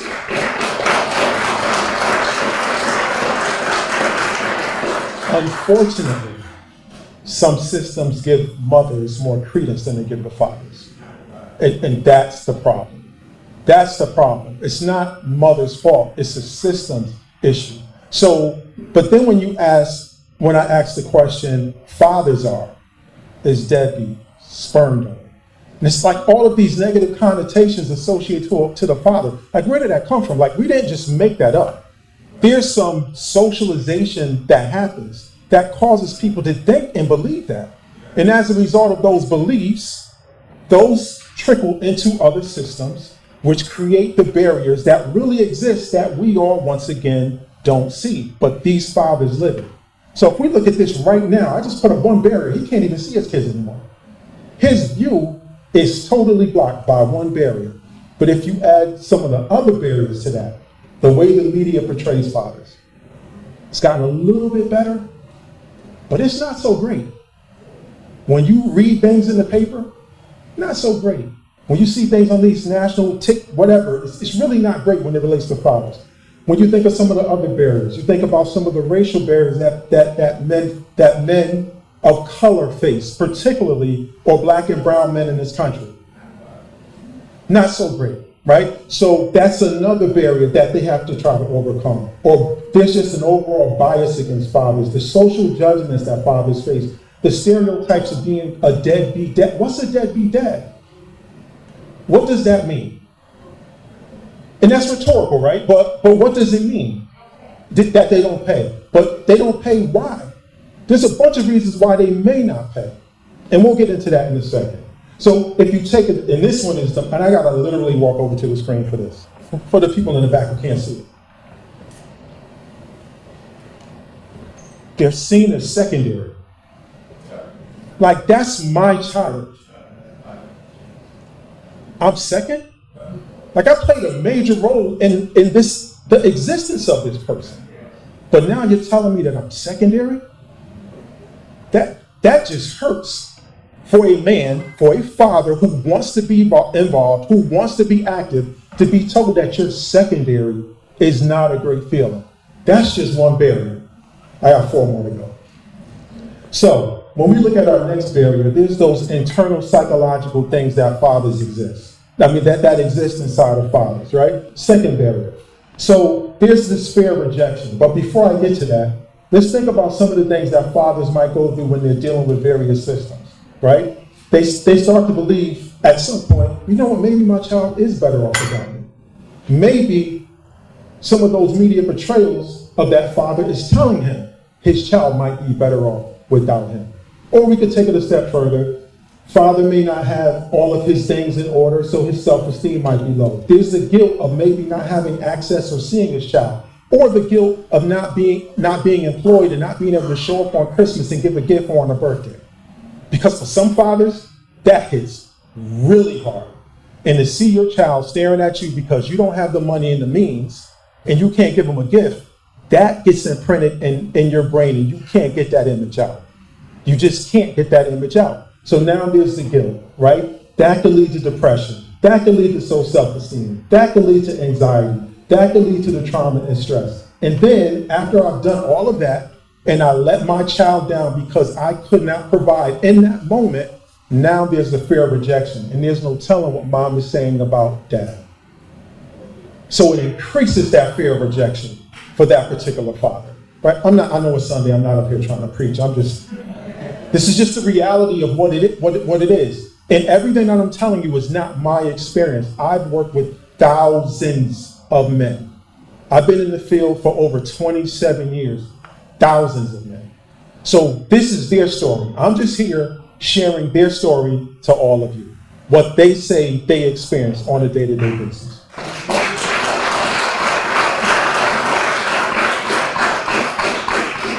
So the next relationship, and this sort of speaks to shared parenting, but it's phrased a little bit different, relationships and co-parenting. I could just skip to the next bubble because you already know what this means, right? But I won't. So I'm just going to start with the new partner. Thank you. Thank you. The new partner. You start with the new partner. Mom, dad, they separate. They go their different ways. And mom, or even dad sometimes, become different people. And then it's not about the kids. It's about their relationship, their ego, and how they feel. And that this person shouldn't have moved on and all of those other things. But all of that, from a residual standpoint, only impacts that child. Because once again, if mother is the primary caregiver of that child and dad is secondary, sometimes dad is at the whim of mother's ability to let him or the children break that threshold when it's time for visitation, when it's time to see each other. And I know there's many people in here who can tell stories about when they showed up to go pick up their child and mom said no. And then they called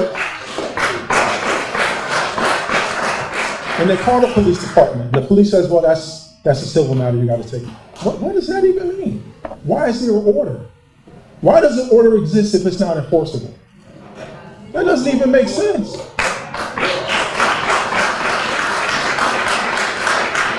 So when the father gets into a new relationship, there comes these trust issues. All of a sudden, you don't trust me anymore, and I don't want my child around that lady and all of those other things, right? So you don't trust me to be an appropriate parent to my child when I've always safeguarded my child. All of a sudden, because we're not together, I no longer know how to keep my child safe. Like, it doesn't make sense. Thank you. I was stuck in my head, but that's exactly what I wanted to say. Sometimes I get caught up in my own stuff for a minute. So then there's the poor in miscommunication, the child's continuously being influenced, and this is the one that kills me. Not only is there the inability for me to safeguard my child, now my parenting style is being questioned. These are the things that I've been doing all along. But now, all of a sudden, you're questioning my parents. We've been together for 7 years. You questioning my parenting style today, now, because we're not together? It's just amazing what happens. Once again, this is not my story. It's some of it, because I've experienced some of these things too. In full transparency. But I like to speak of the voice from the fathers because I think it means more when I tell their story than versus me telling mine in a place in a setting like this. I just like to keep it real. I don't know any other way to do it. So here's a big one. Systems and institutions, right? So when we think about systems and institutions, think about how this impacts a father. Some states, I'm not sure if New York still does this, but some states, they suspend the license if you can't pay your child support. right? I can say Connecticut got better about this, but where's Sean? He stepped out? So I'll just say that I know people personally who are still being threatened about their license being suspended because they haven't been able to pay their child support, right? But think about the level of stress, and this goes back to one of the earlier bullets around the trauma that men face when they go into those court systems. Because there's an assumption, first and foremost, and I'm not saying this in a manner of disrespect. There's an assumption that everybody can read. So then you go to the clerk's office and they give you this document and they expect you to fill it out, and it's in legalese, and most people really can't understand it.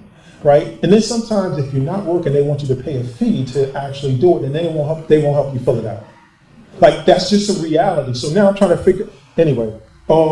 So in addition to that, there's a lack of services. And I'm sure this is the same in New York as it is in Connecticut.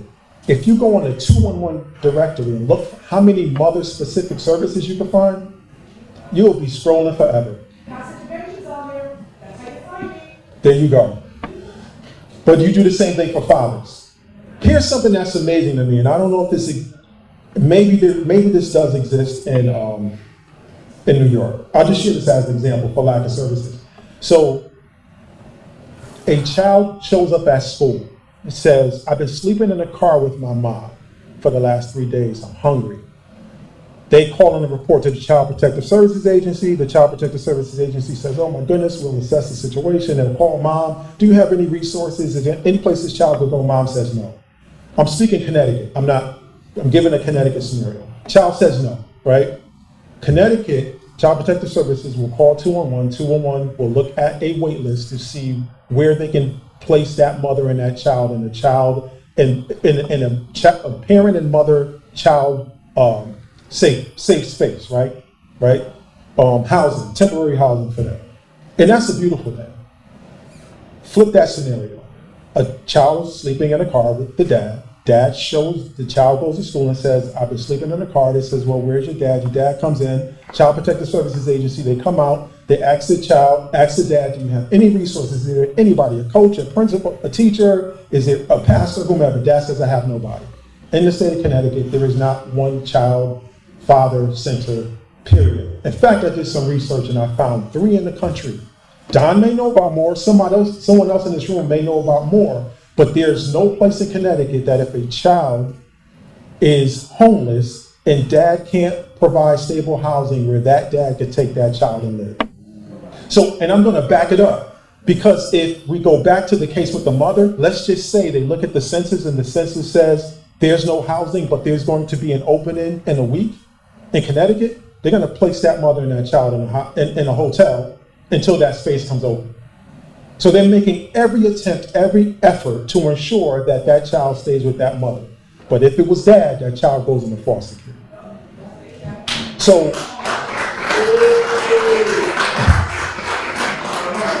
it's not right. So I'm not even going to get into the other systems because I sort of touched on child support.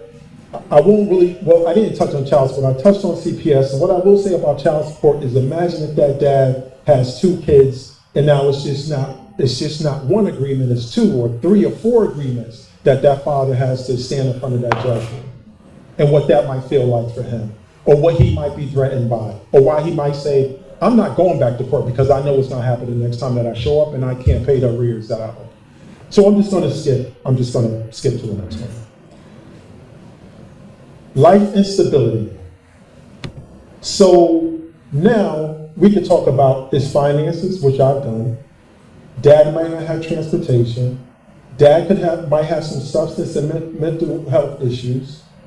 Dad may not have housing, and dad may constantly be in crisis mode and feels burnt out because of all of that. All of that, right?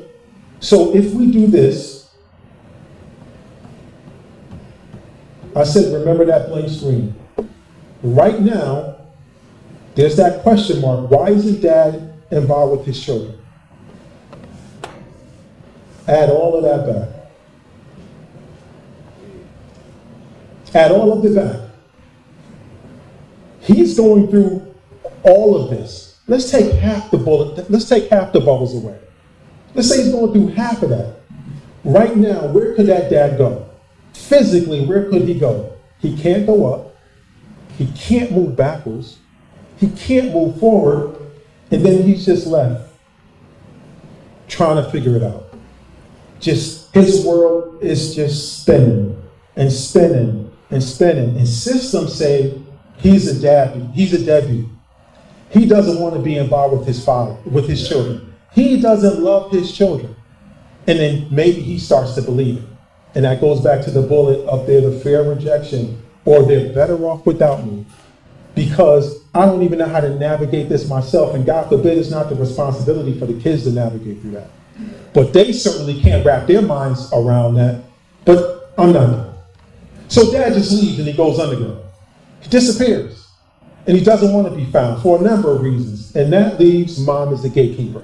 Now, some people use gatekeeping moms as a negative term. I don't. Because if you are a mother and that father who just went underground is not fit at that time, he should not have access to his children if he's going to harm his children. If the father is causing harm to his children emotionally, psychologically, I don't believe he should have access.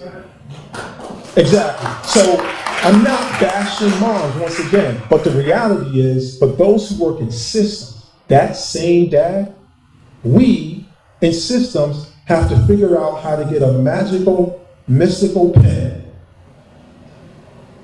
and pop every single bubble that we can. We got to figure out how to pop it. We got to pop those bubbles and open up space for dad to be able to navigate it. Because if mom is protecting her children as a gatekeeper from a dad who's not appropriate, I'm okay with that. But the next step of that is this. Dad stays on the ground and those bubbles stay there if we don't do anything.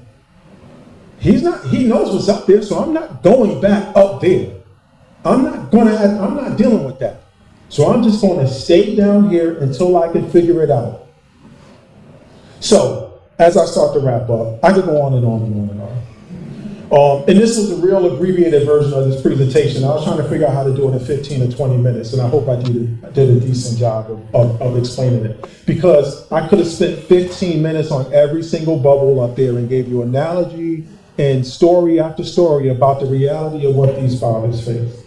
So, but what I want to do as I close out is I have these 10 sort of principles. I call them the 10 truths for practitioners in reframing parental absence. So number one is just because the father is invisible and can't be seen doesn't mean he's non-existent. Because that's what a lot of people tend to believe. And that's not always the case. My apologies. So in addition to that, I think we need to refrain from the statement that fathers don't care. I don't think it's not that they don't care. I think they care. I just think fathers deal with a lot. We also have to be considerate of the accumulation effect, because it's not one single barrier typically that will stop or prevent a father, but it could just be one. That's the system, right? That's the system. But when you pile on some of those other things, like I didn't even speak about like being excluded from school, because those are different. Some of these bubbles are different. They wasn't on the original side. Dads get excluded from school, so they don't know how the kids are going to school. Dads, you worry about the legal costs, and there's the complexity of all of these systems. There's just this pile-on effect that creates. That's just weight. I don't know if you've ever worked out and you say, today I'm going to do 150 pounds. The next week you do 200 pounds. And at some point you max out because you can't carry the weight or you can't push the weight anymore. And that's a real thing in real life. Number 4 is the last straw concept. Like, this is the last straw. I'm just done. I'm gone. I'm just going to wait that comment that I made until my child turns 18.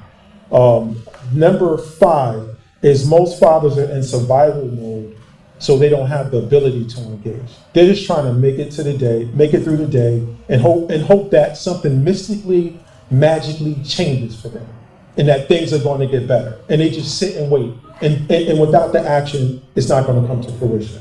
So how we interpret a father's absence is shape how we respond to it. And that's a critical statement. How we interpret a father's absence will shape how we respond. That was a bonus. So then there's the isolation loop. So fathers get into this place of isolation and they're just looped in that. And they don't know how to get out of it. But once again, I say it's up to systems to actually help fathers in that process. The next one is we got to question systems. Every systems, the work that Don is doing for 30 years, think about that. 30 years. 30 years. I've been in it for 15 years. Half the time that Don's been in it. And I look at some systems and I say, you just got to be kidding me. Because we know better. And the solutions are simple. This is not rocket science. There's some very simple solutions to resolving this. Do people really want to do the work? Then we have to think about hope, because giving fathers hope will hopefully help them to re-engage. Number 9, there's an accountability process on both sides. Even though dad is on the ground, there's an accountability piece for him that he, as a father, needs to get back into his rightful space and have access to his children. Go back to that first sort of statement that I made. Children are just better off altogether when fathers are involved. And this is my closing statement for practitioners. And I've been sort of ad-libbing a little bit, but I'm going to read this one line, just the way that I wrote it. Every interaction is a chance to lower a barrier. Ask not just, is the father involved, but what is standing in his way, and what can we do about it? So, in closing, I want to first and foremost say thank you for allowing me to be here. Thank you all for giving me the space and time to talk. I hope something that I said connected with you all. If there's fathers in here who feel like they're on the ground, please find an advocate of someone who can support you to help dig you out of that hole. And hopefully they'll have the pen to help you pop a barrier or two to give you the ability to move around and just to be able to think. Being a parent is hard. I know being a single parent is hard, but being a father fighting a system that seems like it's piled up against them is one of the hardest things that you can ever imagine. And as a result of that, that's why we lose these fathers. And it's not that they don't want to share parenting. They don't want to share their parenting. It's not that they don't want to share in parenting. Barriers are stopping them from doing it. So thank you all for allowing me to do this.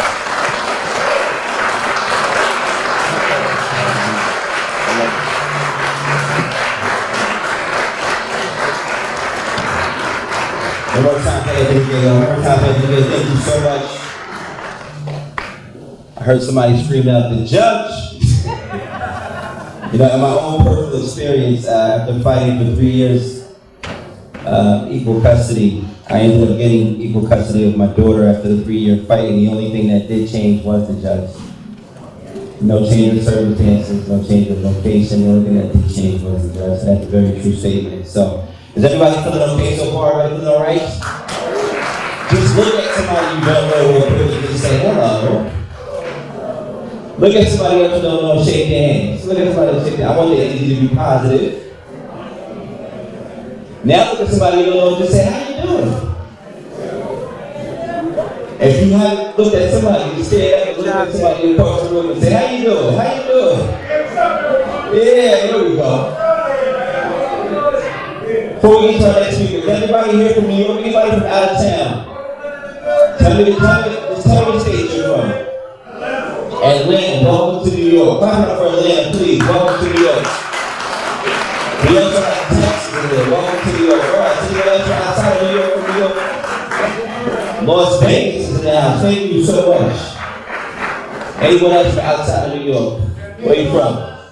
Chicago. Welcome to New York, Chicago. God bless you. Thank you so much.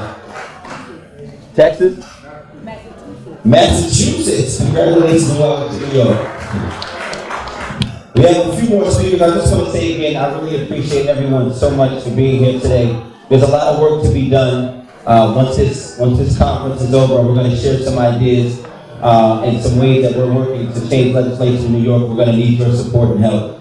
So the next person coming to the podium, ladies and gentlemen, I've been following him online for a few years now. He's been an advocate and a great, great, great leader. I respect and appreciate all he's done for the movement, and he's even done more than I think that many of us are aware of. I just learned some of the things he's working on. He's actually going to DC today to do some more work. So please, Mark Ludwig is a timeless advocate who has spent years fighting for equal share parenting and for the right of children to have strong, loving relationships with both fit parents.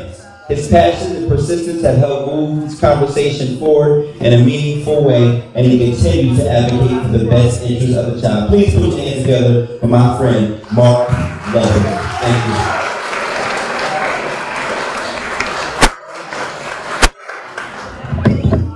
Good standing behind podiums, so hopefully this isn't going to mess up the sound. But I do it first off, I want to give another hand to Andre. I'll tell you, this is a first class event. I'll tell you what, seriously, every detail that we did, keeping the speakers updated, I mean, every detail that you put together, I've been doing events for 40 years, and I'm telling you, I rate this as the top of about anything I've ever seen. So also, with Jason and Summer, I met them 7 years ago when we had the Albany event. Anybody else that was here 7 years ago when we were in Albany? Oh, just one arm, holy cow. It was a neat, in the back we have one, but just a neat event that we had. Thomas Fiddler came from Alaska to that trip. Jesse West was here from Illinois. Very neat event. But it's exciting to see the group growing in New York. And how things are growing. And I know it's neat to see all the speakers. I enjoy seeing Don. And Don and I collaborate very, very well, by the way. He was joking with me. NPO is so far above me, it's unbelievable. The research they've done, and I'm not saying it to be humble in a funny way, it's very sincerely. They've done a lot more in research and everything, and that's the beauty of the shared parenting community. We're not in competition, we learn. My specialty is the art and science of going with the strategy of how to pass legislation. So I partner people with groups like NPO. I see George the Bachelor, probably one of the best policy experts on Title 4D in the country. So we all partner together. That's why I love coming here and seeing all the different leaders. And I see Justin here from Pennsylvania. David, I do want to give a big thank you to David. Some of you know I've got a meeting with the administration tomorrow morning. And David volunteered to drive me. As soon as I get done speaking, I got to hop in the car because I've got a meeting in D.C. tonight and then meetings all day tomorrow with the administration. But David volunteered to drive me 5 hours tomorrow down to D.C. So I do want to give a big thank you to David. And then he also, bless his heart, baby, we got in late yesterday. My flight was delayed, and I knew we were going to miss the dinner anyway. So I thought, do you mind driving me through New York? I've always wanted to be in New York City. And so I was like, worst dork you can imagine. Taking pictures. I look like I wasn't pickpocketed. I look like such a tourist. But I was taking pictures of her. But I absolutely love the city. But as I look through the room, I see Justin, and I see Jeff, I see Penny, I see Jacqueline, and a lot of you guys are the heart and soul of what we're doing. This isn't just about the speakers that are up here. You guys matter just as much. And the reason I say that is because every one of us in this room, we've got something that ties us together. Every one of us in this room knows what it's like to sit on the couch wondering if you're going to make it through the night.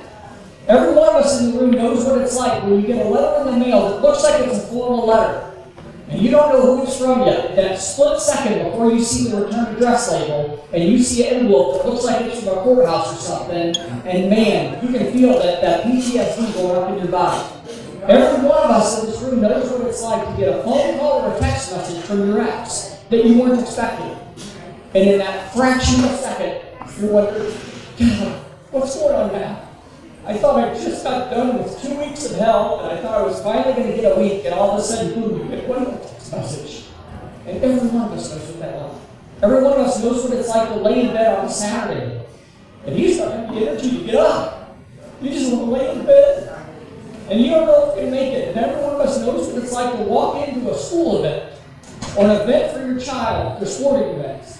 And everybody looks at you like, they must have been a problem in marriage. They must have been a problem in a relationship. And you feel so unwanted, so ugly. And you just want to sink into the ground.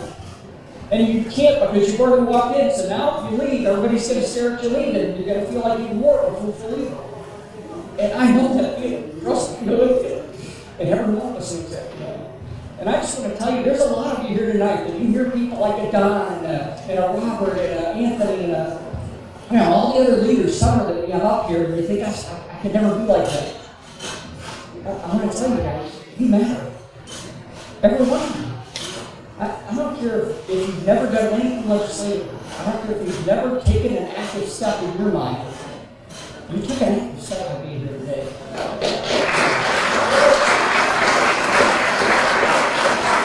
I guarantee you, there's at least a couple of you here right now. You know what I'm talking about. You didn't want to come today. You wanted everything in your body to tell you to stay home and don't show up.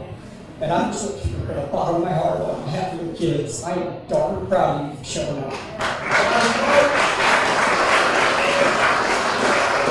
And every single person in this room matters. It's not just, Andre was saying at the beginning, it's not just the people who are on stage speaking. It's not the people who are leading the legislation.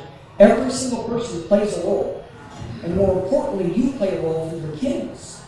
And it's more about your kids. Some of us get wrapped up in the legislative aspects, and you've got to realize, why are we doing this? And always take a step back and say, I'm doing this for my kids. And so, yes, you may not be the one going to a Capitol. You may not be the one speaking on stage. But I'll tell you what, your kids are going to know that you showed up. Your kids someday are going to know that you did like this, that you never gave up on them, that you constantly kept trying. There's a friend of mine in St. Louis, John, where some of you may know, there's a movie that was just made about it this year called So on Fire. And it's a true story, and John grew up about a mile from where my first job is, and a neatly individual. But he was burned in a fire as a kid. He was 9 years old. He was playing with his dad had a 5-gallon tank of gasoline in the garage, and he lit a match, and he was going to back him. He got really against the wall. And the gas shot all over, and he was literally just burning his skin, burning off his body because the gasoline was all over.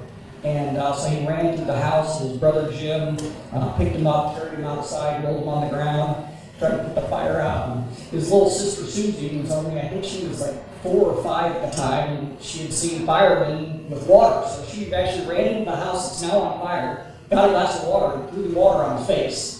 And as you can imagine, a little glass of water didn't go real far. And she ran back in and did it. She actually did that 3 times before they told her you can't go hit her anymore.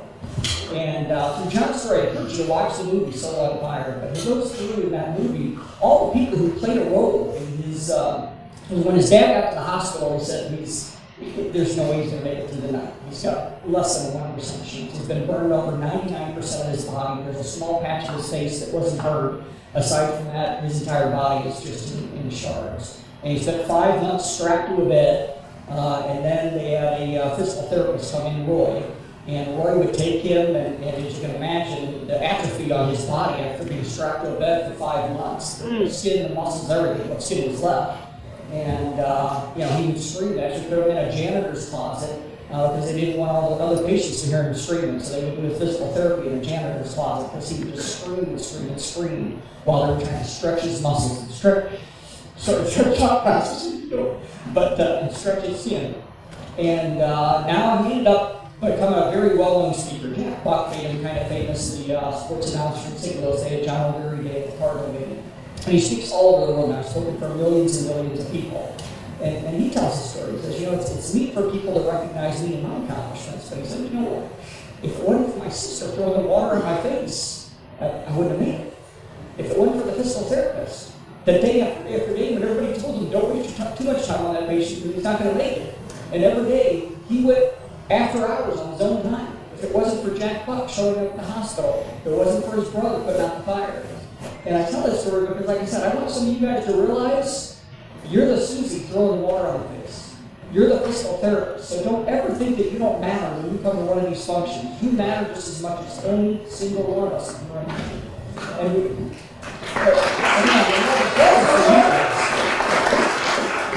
but we are starting to make change. I think of 7 years ago when I came out to Albany. We had just, Kentucky had just broken the 4-minute mile barrier. Matt Hale of NPO got the first bill passed. It was a genius strategy. In 2017, they passed temporary orders because it was easy for them to say, we're going for a full 50-50. We're just doing it for temporary orders. Well, once you get that, it's a lot easier now to the next year come back and pass full 50-50 across the state, which they did. It was a genius move on Matt's end. And then we ended up passing the Arkansas bill, West Virginia bill, the Missouri bill, the Florida bill. And statewide, we've been making progress. Now, as of Thursday, now we've passed 12 bills that I've been a part of, at least a small part of. We got Mississippi this year, but the slight one, once again, it may seem like a small thing, but in Nebraska, we just passed on Thursday, where we added a determining factor where judges have to give the relevant research on the benefits of equal shared parenting. That is actually going to be a lot more substantial than most people think. It's very tough to do. Nebraska is a weird state. It's the only unicam state in the country. So there's not typical House and Senate. Everything is one chamber. But that's one thing I love about going state to state. The history buff. I love seeing the idiosyncrasies of each state in their legislature. But at the federal level, what we're working on right now is several different things. One is creating a White House Commission for Boys, Men, and Fathers to start elevating the fact that we've got to address the problem. The reason I was called in for the meeting tomorrow, we're working very diligently on getting an Office of Men's Health. Right now there's 8 offices for women's health, but not a single one for men's health. And yet right now there's a 6-year gender age gap in men dying sooner than women. You've got men with mental health issues, you've got heart attacks with men. For most men, for women, the day you go to your pediatrician, and you graduate to a gynecologist, you continue the medical care for your entire life. For men, the last time you go to the pediatrician, for most men, unless they get a life insurance policy in their 20s or 30s, they don't go to a doctor again until their heart attack in their late 40s and 50s. So it may seem like a small move, but this starts elevating the fact that, hey, okay, what are issues affecting men? So I'll be meeting with Brian and Christine, who's going to be the new director probably of this new office of men's health in Washington, D.C. I'll meet with him tomorrow. But that starts opening the door. A lot of times with legislation, we'd love to get the gung-ho, man, we're going to get a clear, convincing evidence and no determining factors and just pass everything. You can't do that in politics. What you've got to do is find a small way to open the door. Now you've got the door open a little bit. Now you can sort of squeeze in, and now you can start bringing somebody in behind you to open it. So Office of Men's Health may not seem like a big thing, but trust me, it's a major game changer because we're partnering with the White House, with HHS, with the House and the Senate. So that starts the door opening. Now we're working on the Office of Men's Health. The big key, though, is the Title 4D. That's the financing mechanism. My mentor, Phyllis Schlackley, who I knew for years, she was from St. Louis, and I saw her every month at the Republican meetings, not knowing how much she would have an influence on my issue after she died. But she was the first one in the 1990s saying Title 4D was going to create a fatherless society because the states are going to start chasing the money. And I remember, I've been in politics 42 years now. I'll be 62 in a month and a half. But Phyllis used to always say, if there's a problem getting a piece of legislation passed, it has nothing to do with the piece of legislation. There's a financing component somewhere. You've got to find the money aspect and turn the spigot off. So I think we finally are at a point where we're going to start collaborating with a lot of great organizations. George is a big part of that. Don's a big part of that. Working in D.C. I will be putting on a conference again. Some of you have been to some of the conferences. This will be quite a bit larger than what we've done in the past. But in June 28th, I think we've got about 15 members of Congress that are going to be a part of it. We've got at least a couple of people from the White House that are coming to a reception that we're doing on June 30th. So if you're interested, check with Andre, probably get more information on that. But the thing that I'm excited about is where we're going. As I started out, somebody feel beat down. Well, you talk about being beat down. New York is probably the best example. As David was taking me through New York, I still remember, reading through history about George Washington and what happened in New York. And if you didn't follow history, it was not real exciting. Our entire revolution would have ended within 60 days. We signed the Declaration of Independence on July 4th, and on August 28th, it was almost over. I mean, it was basically assumed it was going to be over. The British had invaded 30,000 troops. And to give you an idea, New York only had 16,000 residents at that point. So twice the number of troops as the entire city of New York. George Washington had 6,000 or 9,000 men, and they were being beat back and beat back and beat back. And General Howe just made the decision, we're just going to let them sleep through the night, and then we're just going to either kill them or ask for surrender the next morning. And then God's divine providence, I believe, a major fog came down and covered the East River, and the current, which had been going very fast, there had been storms all week long, and for some reason the storms died down and the current dark slowed down enough for George Washington to move 9,000 troops overnight in the dark across the East River to escape. If not, we wouldn't be here today. We would be a part of Great Britain. And those troops just barely made it across that river in time to be able to go to Valley Forge, and then Captain Von Steuben trained them on the right methods of how to fight, and the rest is history. Well, a lot of you right now feel like we've been beat down. It's been 40 years we've been fighting to try and get the laws passed. And we have all these savings laws coming against us. We have the radical domestic violence, the legitimate domestic violence groups. I don't have much of a problem with those. It's the radical ones that are going after the funding mechanisms. You've got the Bar Association. You've got all of these people coming against us. And so many times you feel like we're just escaping across the Hudson River there against the East River. As I tell you, the tide's turn. We're now coming out of Valley Forge. We are now coming out. We're state after state after state. This year I was actively involved in 41 states with 128 pieces of legislation directly related to the shared parenting community. 128 pieces of legislation. And that's not me, that's the team that are doing it. And you have to realize, guys, where we are coming from. We are now building an army that the tide has changed, where we are being discussed in Washington, D.C. For the longest time, we would go to D.C., nobody even heard of our issues. Now when you go to D.C., they know our issues. I promise you, the White House knows our issues. This will be my 5th visit at the White House tomorrow morning. They know our issues. They're not totally on board with everything that we're like, yeah, trust me, they know our issues now. And you guys are all a part of that. And just like Washington, like I said, you may have thought that they were escaping off of the East River, but I'll tell you what, they were just reformulating to fight another day. And some of you coming here today, this was your escape. You know, you were escaping the British troops by coming here today. I want you to realize, guys, you just joined the team. You joined the army. It's time to knock ours. It's time to take our country back. And we're going to make sure that we get both the mom and dad involved for their kid, and you guys are going to be a part of it. Thanks so much.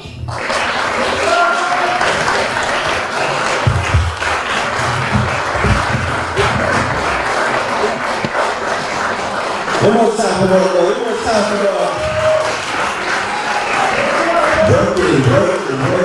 continues. The work continues.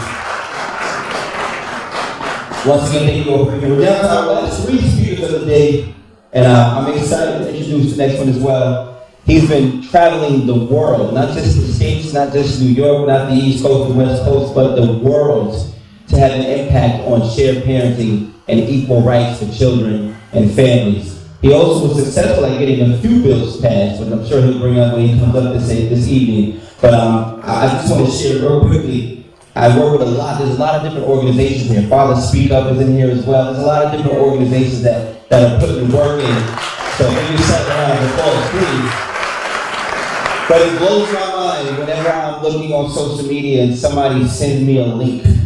And I look at the link and they say, Andre, you have to look at this. And I say, oh, look at it. You need to find a way to meet this person. It's Jason. I'm like, I know. You need to find a way to meet this person. It's Robert Garza. It's like, wow, or Dionez, or Don Human. I see all of these people are extremely active, and I notice that whenever somebody sees somebody that's actually making change, they send me the link and say, you need to find a way to meet these people.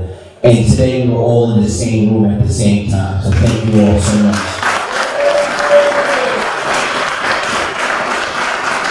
Robert Garza brings dedication and purpose to the shared parenting cause, helping advance the belief that children deserve access to both loving parents. His work reminds us that the advocacy is most powerful when it is grounded in compassion and action. And the one thing he can say is he's turned pain into progress and has helped change the world for the better for our children. Ladies and gentlemen, I introduce Robert Garza.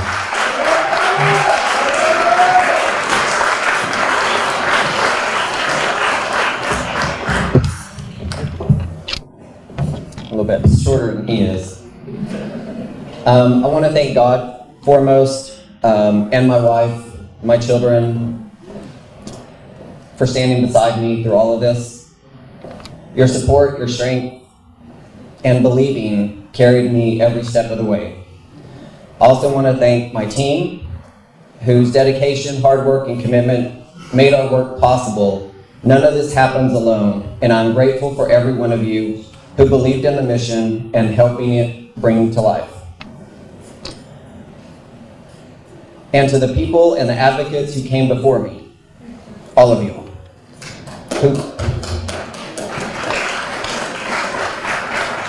the people and the advocates that came before me who paved the way and fought when it wasn't easy or popular.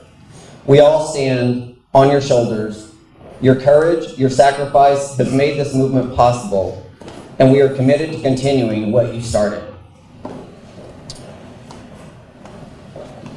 We all rise as a nation when we understand something very simple. When you fix the family, you fix the nation. Stronger families create stronger children. Stronger children create stronger communities.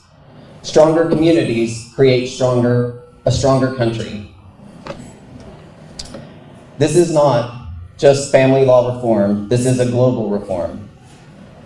And every single one of you has a role in it.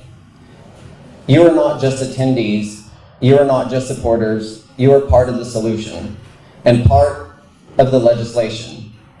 You are part of the movement and you are part of the voice that will carry this forward. Because laws do not change on their own, people change them. People like you. People who are willing to stand up. People who are willing to speak out. People who are willing to say, that is not right, and we're going to fix it. And that is exactly what we are doing. We're building a system that starts with equality, a system that recognizes both parents from the beginning, not as an afterthought. Because children deserve both, not sometimes, not when it's convenient, but as a starting point. And if there's a reason to limit that, then it must be proven, not assumed. Because truth matters, evidence matters, children matter. We all shall rise as a nation when we raise the standard, when we stop allowing allegations to replace facts, when we stop allowing strategy to replace fairness, when we restore balance where it was lost, and we hold people accountable. Because when time is taken from a child, it shall be given back.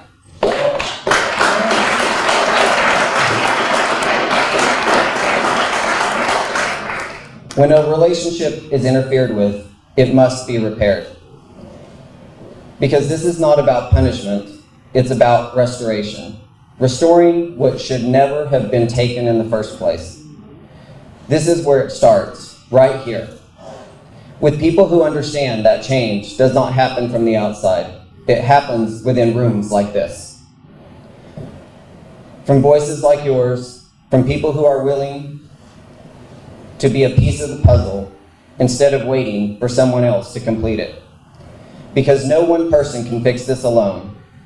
But together we are unstoppable. Together we are undeniable. Together we are the force that turns pain into policy and policy into change. So when you leave here today, remember this. You matter. Your voice matters. Your story matters. Your role in this matters. Because this movement is not built on one person. It is built on all of us. And when we come together, not as mothers, not as fathers, but as people, as parents, as human beings, and that is where the real change happens. This is when the system has no choice but to listen. That is when we rise, not as just individuals, but as a nation, for our children, for our families, for our future. We all shall rise as a nation. When they said, all rise in family court, they never thought that we would.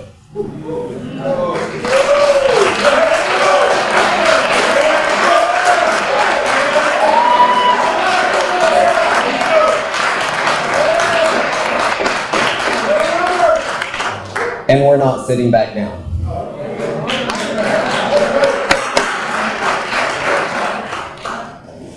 I hope that the legislators, the bailiffs, the judges all watch this. And whenever they say all rise, and they look at you rising, that is etched in their head. And I don't think they'll be able to say that anymore without getting that etched in their head. Yeah. So, a couple of things about family court and the legislation that we're passing. And by the way, if a lot of you don't know me, my name's Robert Garza. I went through family court for about 16 years. Spent about $700,000 just being able to be in my children's life. As a fit parent, I have joint custody. A lot of you don't. And that's a shame, because it shouldn't cost any of us, mother, father, anyone, that much money, that much effort, and that much time just to be a fit parent in our children's life.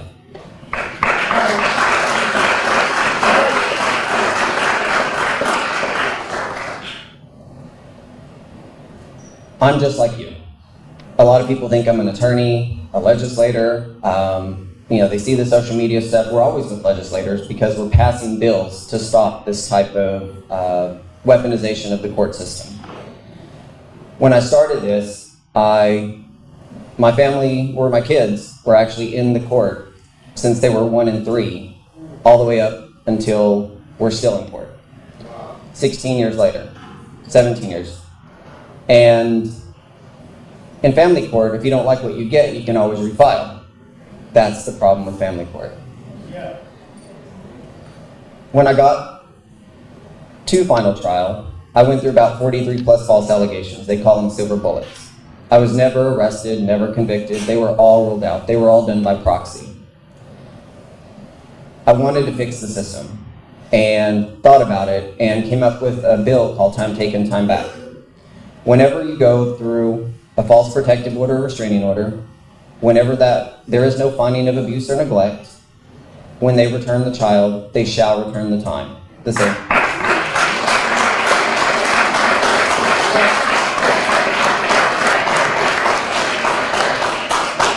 They shall return the same type of time, the same exact amount of time. Doing so stops people from making a false allegation, but they won't stop a real allegation. I call it holiday hijacking, and that's where a lot of these false allegations start, right before a big period of your possession. So right before Christmas, right before Thanksgiving, spring break, yeah, always at 5 o'clock. Yep, exactly. Right.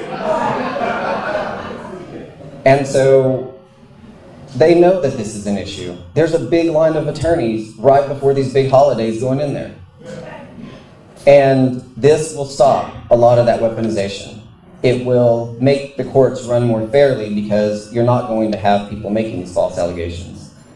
When I put it through Texas, well, first of all, it took me about 10 years to get to final trial, and every time I always asked the judge for the time back that was taken. And they never did. Final trial came and went 10 years later, and the judge took over 100 days to rule. Never even addressed the subject. That's when I got out of the system and did the bill. Went to my Senator Angela Paxton, read it. She thought it was an amazing bill. It went through Texas, unanimous, bipartisan, the first time, and the governor signed off on it on Father's Day.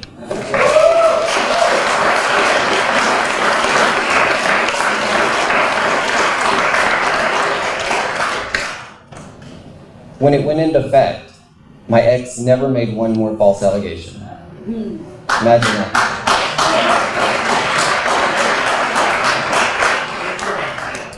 Then she started interfering with my child custody. So I was like, you gotta be kidding me. I'm gonna change that too. And so I wrote another bill called 3 Strikes. Right now, in family court, actually, it's a criminal matter. Has nothing to do with family court. When you have a family court order and it tells you what your time is, if it's withheld from you, it's actually a criminal matter in most states. And it's a felony in most states. The problem is the prosecutors don't prosecute for it. So I went to 40-something states, talked to legislators, talked to DAs, talked to judges, figured out all their excuses. I solved all those excuses. We can take that penal code that's a criminal code, right, or that's a felony right now, and we make 2 misdemeanors before the felony. So now, when the cop comes out, they can and will do something when this law goes into effect, because now it's a pattern of bad behavior. that for the DAs to prosecute. So the DAs are for it. The judges and the Bar Association cannot be against this because you're enforcing what the judges already ordered. How can they say that they can't do that? They have to be for it. Tied their hands. The protective parent. So domestic violence people don't like it because they say that, well, not this bill, but a felony the first time because of protective parents. If you're truly being a protective parent, you can get a restraining order, protective order. That overrides any court order. So with the 3 strikes, instead of getting arrested the first time, the 3 strikes allows you to take that child to get help, to go to CPS, to get a protective order, restraining order. So the domestic violence people can't be against this either, because would you rather get arrested the first time or the 3rd time? Now, for the targeted parents. The targeted parents love this bill because most people have possession every 1st, 3rd, and 5th weekend, and usually a midweek possession, so a Thursday. So Thursday would be that first $500 fine. Friday, Saturday, Sunday is the second period of possession. That's the second $500 fine. Literally by the following Thursday, someone's getting arrested or stopped playing games.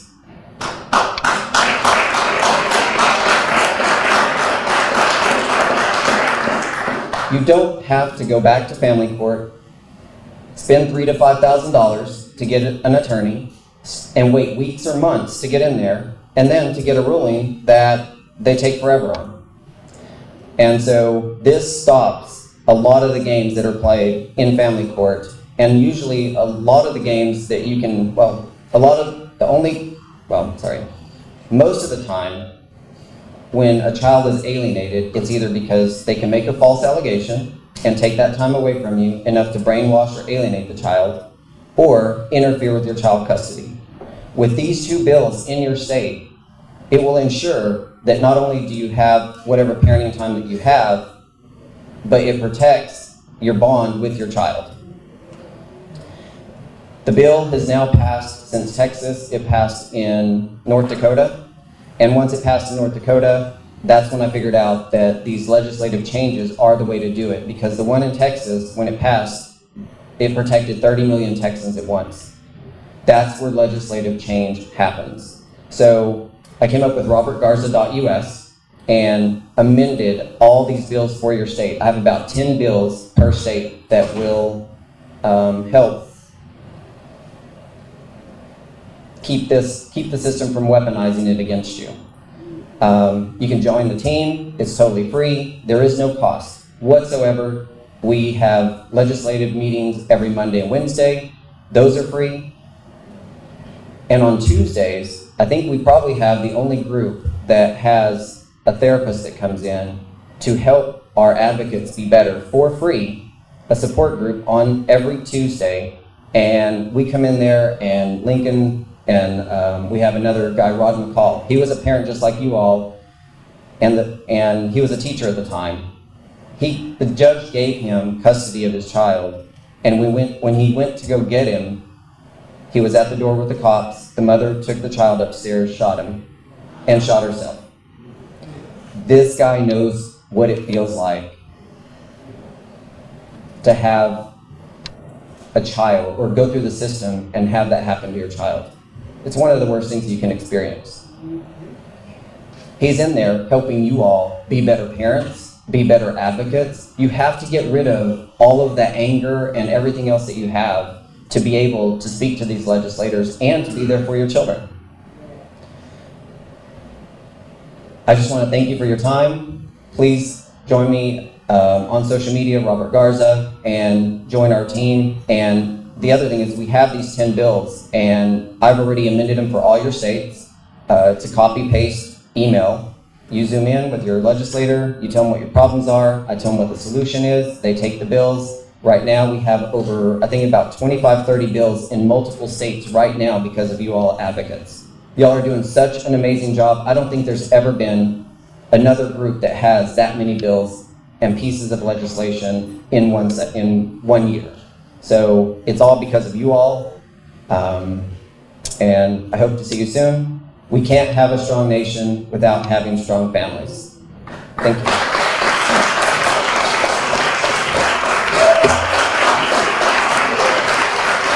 One more time, for round of applause for ladies and gentlemen, one more time. I hope everybody that leaves here today that has social media goes home and puts, when the judge said all rise, they didn't think we were going to do it. Quotation marks on the face. That hit home. That was that hit. I appreciate you for that. If I could get everybody, I would like everybody just to kind of loosen up, have a seat real quick. Wait, just stand up real quick one more time. Just loosen up a little bit. There you go. Shake your arms. On your neck. Do your shoulders. One leg up. Don't kick. Thank you so much. Have a seat. This next speaker, there's so much to say, but everybody that I've met in this world of shared parenting and equality for parents has been, heartwarming and just motivational and inspirational. Westchester Justice for Families, they've done so much work. There's so many organizations that have done a lot. This next speaker is probably the most inspirational person I've ever met in my life. And I can't think of enough words to say how much I appreciate his advocacy, because he is an example of what I don't think many of us could ever understand. And for him to be here today, to be a part of this event, this discussion, it's from deep down in my heart, I thank you sincerely, and all of the speakers especially. But this story just means so much. So Stephen Boyd is a part of this growing force of advocates who understand that children thrive when good parents and fit parents are involved. His voice adds strength to this movement and reinforces the importance of building solutions that serve families with dignity and care. I'd like everybody to open your hearts, open your minds, and welcome Stephen Boyd.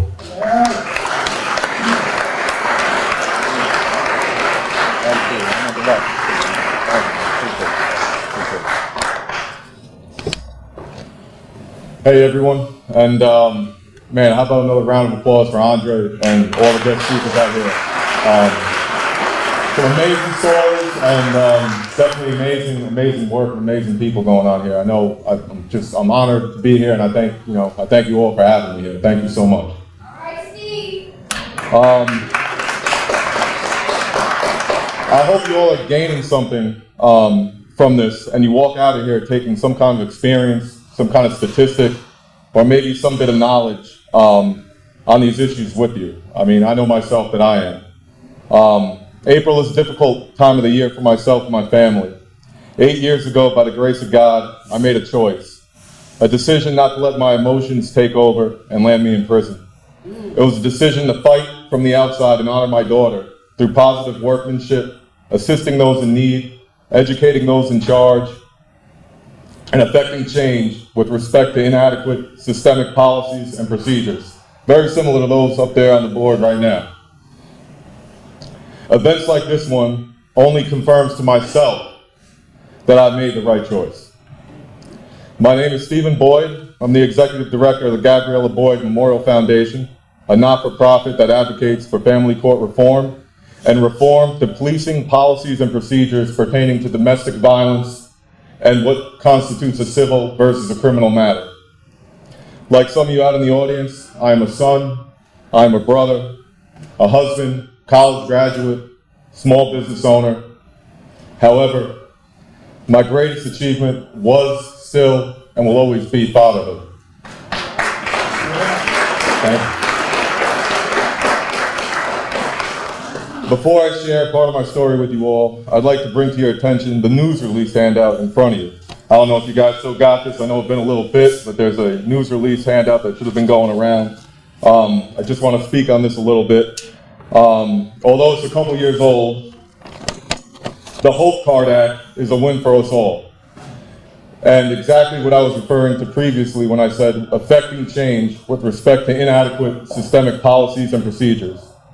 The passing of legislation S5935/A5040 allows parties with finals orders of protection to request and receive free of charge a Hope Card. A Hope Card is a portable version summarizing the order of protection. They make these Hope Cards in wallet size so you can carry it with you, or they have digital ones that you can carry on your mobile device that has a QR code link to the digital image of the actual court order itself. The legislation is imperative not only to myself, as it may have aided in saving my daughter Gabriella's life if it was around, but to all those who are actively going through the family court system. Now a little bit about my story. I was involved in my daughter Gabriella's life from her mother's third trimester until 2 weeks after she was born on July 26, 2015, 2 days before my birthday. I always said that in 2015, I got the greatest birthday present, and it was given to me in a hospital. However, after only seeing her for a few days, I would not see her again until October, because her mother wrongfully kept her away from me. Family court petitions, false accusations, uncaring judges, and unethical lawyers resulted in me spending only 2 days a week for 9 hours a day with my daughter. I was a part-time parent. There was no shared parenting, and quite honestly, it was an embarrassment. Gabriella Boyd was an innocent victim and just another statistic in the biased, backwards, and outdated New York State family court system, despite my efforts in showing the court that it was in the best interest of Gabriella that she be with me. She had big brown eyes and a big bright smile. Gabriella, Gabby, Gabs, Ladybug, Mama was sure to put a smile on your face. She was a very happy little girl, outgoing, independent, fearless, smart, clever, sneaky, and she was a great listener. She understood a lot more than a lot of people thought she did. 2 weeks after she was born, I became an alienated father in a high conflict relationship. In June of 2016, I reluctantly entered into a parenting agreement that was ordered by Family Court Judge Jay Hahn and the order for child support by Magistrate Esther Furman, both in Westchester County. I was a model parent, but her mother had a different agenda. Violation after violation, withheld visitation time, no co-parenting, but I followed the law and continued to build my case for the next 2 years.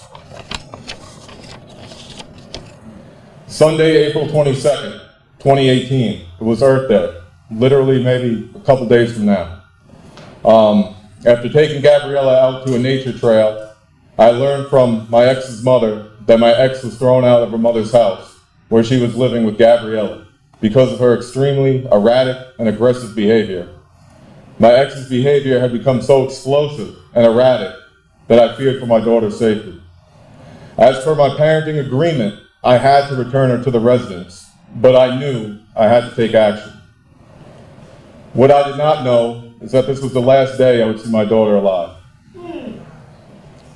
On April 27, 2018, I and my attorney, Martin Rosen, were able to secure a court-ordered TRO, or a temporary restraining order, that awarded me temporary physical custody of Gabriella and included a stay-away directive for Gabriella and myself away from my ex. Now, a stay-away directive is an added or an additional layer of protection in a court order. It only strengthens that order of protection and means that the judge really sees or feels that there's imminent danger. So it only strengthens that order of protection that we have. The TRO was signed off by an amazing family court judge, Hal B. Greenwald. Under instruction of my attorney, I went to the Village of Mamaroneck Police Station to have the order served. The police officers did this, however, they did not enforce the contents of the order. They merely read the paper to her, handed it to her, and then proceeded to have the front door slammed in their faces with no compliance.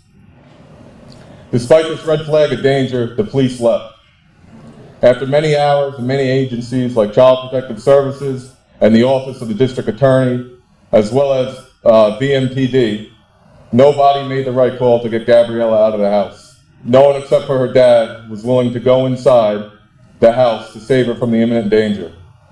Because of their ignorance, the situation was exacerbated, because now my ex knew she officially lost. Every way that she tried to control me, the threats, keeping my daughter away from me, abusing the court system, nothing worked. And she knew that the game was over. She realized this and wanted to cause me pain by hurting someone that I love dearly. I called the police station the next morning, it was a Saturday, because I was supposed to have my visitation. But my ex denied it to me, claiming Gabriella was sick, and she was taking her to the doctor. I reminded the desk officer, police officer Michael Bonacci, that last night after speaking with CPS, the on-call assistant district attorneys, Mary Clark and Amit Parab, and my attorney, that we were going to be in a public place and that I needed them to immediately enforce the order that they failed to do so yesterday because my daughter wasn't safe. Police officer Bonacci incorrectly told me that, quote, "This is a civil matter and there's nothing we could do," end quote. My two and a half year old baby girl, who could barely speak, was murdered shortly after this conversation on April 28th of 2018. The following was recorded at 9:09 a.m., April 28th, 2018.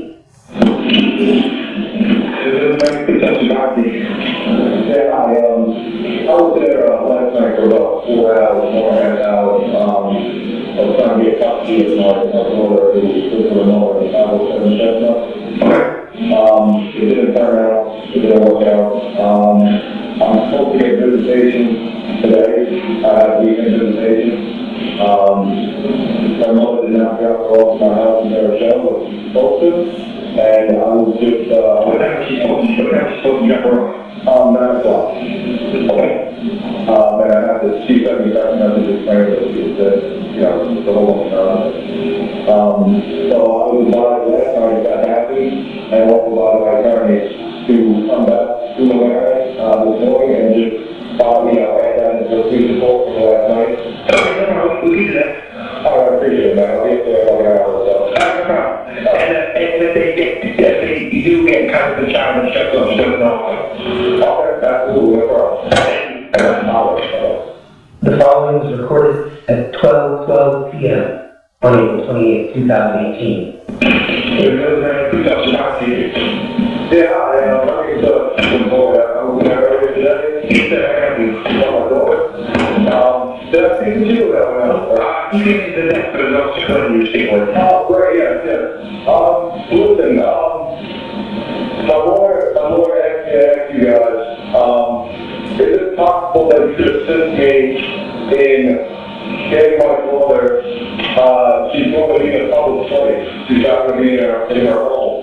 So if I go there with the paperwork that her mother was already served, will you guys ask where is she going to be?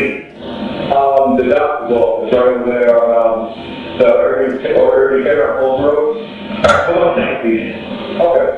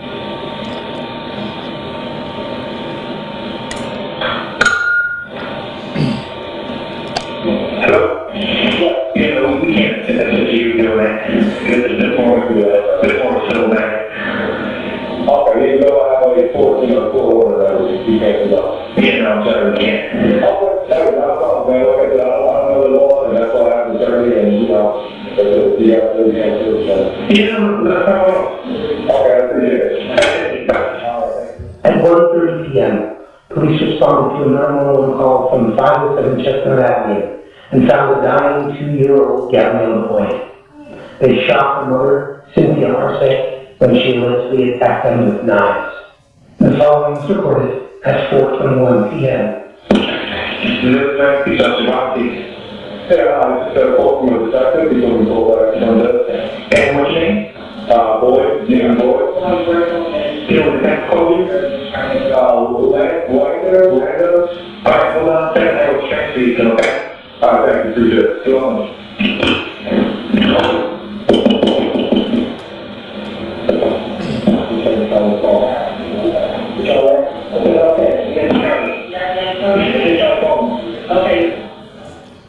So, to put that in context for everybody, that was 2018. I damn sure know the law now, so we're definitely making strides in that department.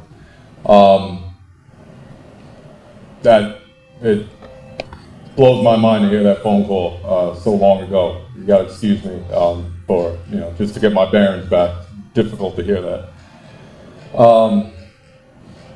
Her death was completely preventable. My ex wanted to hurt me by hurting Gabriella Christine Boyd. The narcissistic abuser seeks to control, but she could not control me because I followed the law and properly sought the protection of the courts.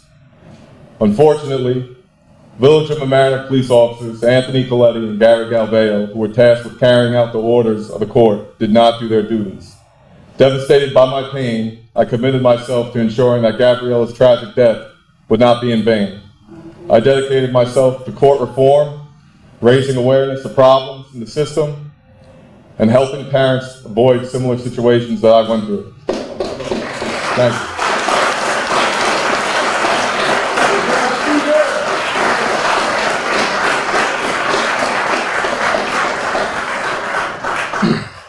The Gabriella Boyd Memorial Foundation has a mission to help educate and assist those who don't have the resources to help themselves.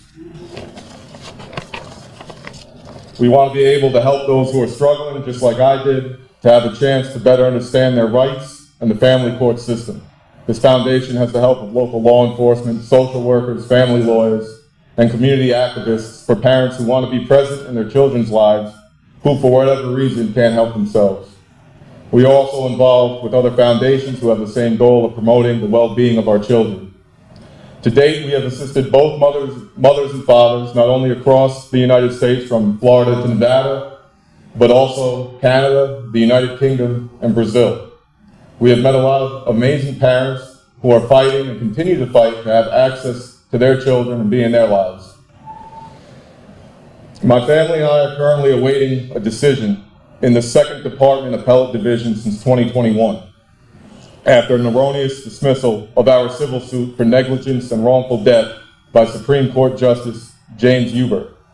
Our last appearance was in October of 2025. Despite this flawed setback, we continue to fight and encourage you all to do the same, because our children are the most vulnerable parts of society and they need our protection. Now, thank you. Thank you. Before I finish up, I just found out some amazing news. Literally 5 days ago from today was on Wednesday. And I had a very terrible day on Wednesday. And I got a call from one of the attorneys. And he told me that the appellate division, the appellate division found that our arguments prevailed, and they reversed the dismissal of our suit and our complaint. Thank you. Thank you.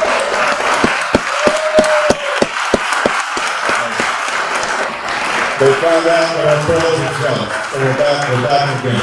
We're back again. Thank you all. Thank you guys so much. Thank you. Thank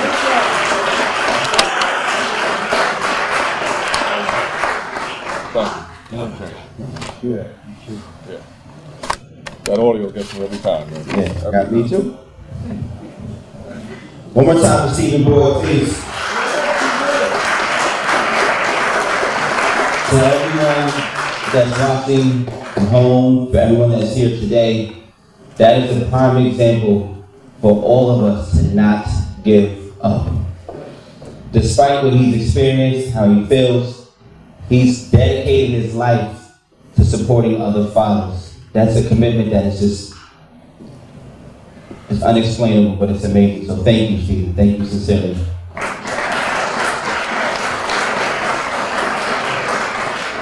So we got a lot of different emotions today, and it feels good to have so many people on one accord. Once again, like I said before, we're going to need all of your support as we continue to move forward to get the justice changed right here in the state of New York.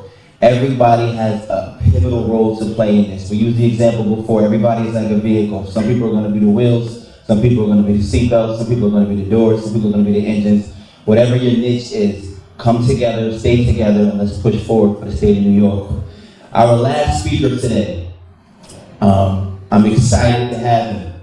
As you all know, it's never easy to get on this podium or to get on a microphone and speak. It's always a challenge to speak in front of people. Everybody that you see that's gotten up here today are not professional speakers, but they have one thing in mind, and that's the children's best interest. When we bring up this next person, Judge Free, I want to say he is an example of what New York legislators need to study. In his first term, he's done more for children and families than some of the people that I know here in the state of New York that have been in office for 15, 20, even 30 years. So despite how we talk, what we say, how we look, how we dress, if you really care about the children, if you really care about the best interests of the children, here is a prime example of what an elected official who listens to his constituents does for their families. I want to welcome and introduce a representative that I believe in, that I trust, and that I support. Jamie Flick has turned conviction into public action, leading the way on child custody reform and standing firmly for families who deserve fairness, balance, and meaningful connection. His leadership reminds us that real change begins when someone is willing to turn belief into a lasting impact. I want everybody to please round of applause like we're in Madison Square Garden for House Representative Jamie Flick.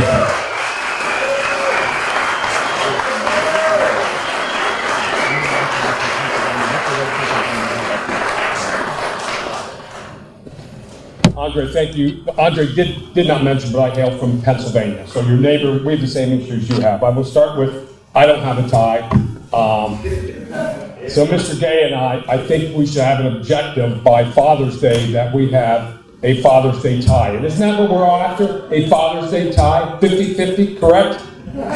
We need a Father's Day tie. So my path to the capital of Harrisburg is quite different, maybe than everybody else's. I'm called the most unique elected official in Pennsylvania. And remember, we have John Fetterman. So it's really a struggle there. But again, I want to thank Andre. I also introduced Jeff Steiner. Jeff, if you could stand up for a minute.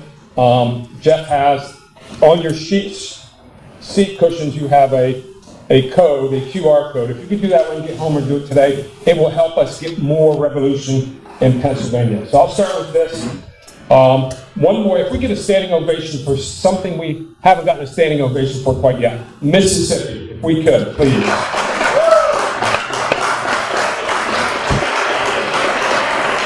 Thank you.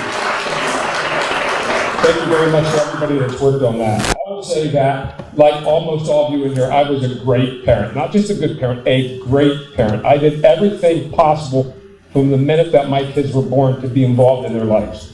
From coaching baseball, to football, to basketball, to soccer, to running an Odyssey of the Mind program, to being a great parent, to being involved with big brothers, big sisters, with other kids for 2 decades, and for being in the Fresh Air Fund, where you take kids out of the inner city, you bring them to the country, and usually they stay for a week. That week, for my 2 kids that I took from Brooklyn, New York, Sequoia Sequan turned into 2 weeks, then 3 weeks, then a month, then a whole summer, and then suddenly my kids would start to go to Brooklyn, and they got to feel what it was like to be the only white kids in Brooklyn in a basketball game with 5,000 other people. So that was such a great experience for my kids.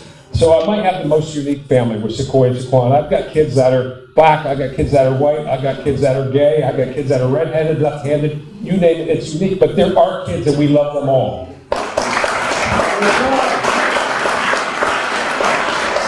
So I gave, this is my second speech, so bear with me, but I gave a graduation speech, which I entitled, it was supposed to be, what was your path to to the Capitol. My path, I named it From the Outhouse to the State House. I grew up on a farm, 5 brothers, no running water. My dad was an orphan, my mom just was a workaholic, and my 5 brothers and I, until age 8, shared an outhouse. So my point of the story is, to the kids that I spoke to, you can do anything. If you have the passion, or the pain that turns into passion, you can get everything done, no matter where you started in life.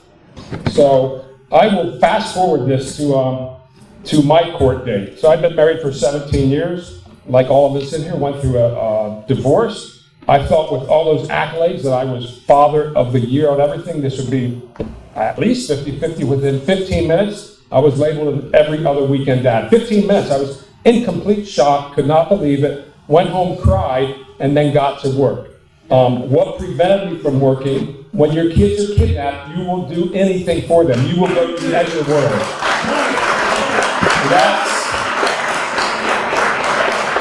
Thank you. And I came very, very close to the end of the world. After about a year going through the court system of delay after delay, continuance after continuance, bullshit after bullshit from attorneys and judges. Whoever said judges is spot on. The corruption that went on is unbelievable, and it led to me having a severe stroke. So it then took 6 months to learn how to walk, 6 months to learn how to talk. It was about 5 years ago. And when I could walk and talk, I walked into my state representative office and I said, something needs to be done. I was not happy with his answer, so I looked him in the eye, and I have no background in politics, so I've never been to a school board meeting, but again, when you kidnap my kids, I will do anything. I looked him in the eye, and I said, are you going to help me with this bill or not? No, I'm not going to help you. Well, God damn it, I will write my own bill, and I ran against him and defeated him.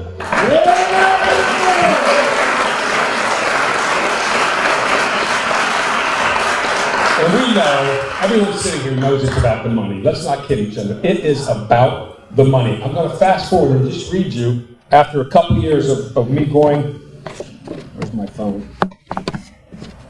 Excuse me. After a couple of years, I don't know, 4 years of fighting, and again, continuous, BS after BS, false PFAs after false PFAs, I finally wore the judge down.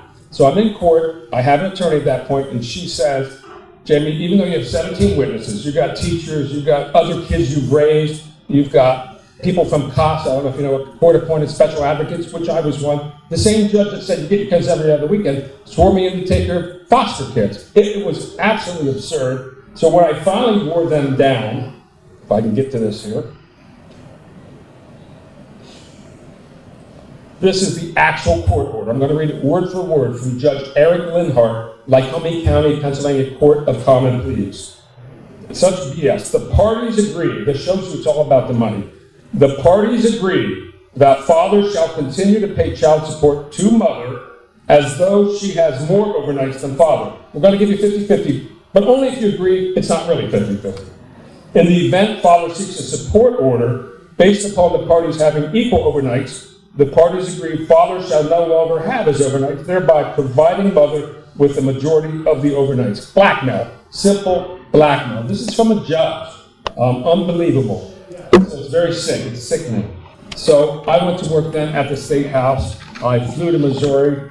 I met with Mark out there. I got to know Robert, and I got help from Jeff. I got help from so many people. But Pennsylvania is a very, very difficult state, just like New York. We are probably the most purple of states. There's 203 of me, 203 state reps, 102 Democrats, 101 Republicans. It's right down the middle. Our governor is a Democrat, our Senate is Republican. We're the only state that, boy, you got to maneuver the Democrats, then the Republicans, and back to the Democrats. So it's hard to get any legislation. But what I found out my very first day, I got sworn in, I sit down in my seat. I'd never been to the Capitol before. I had 2 state reps say, hey, how are you going to vote on HB 487? I'm like, I don't know. I don't even know how a bill works.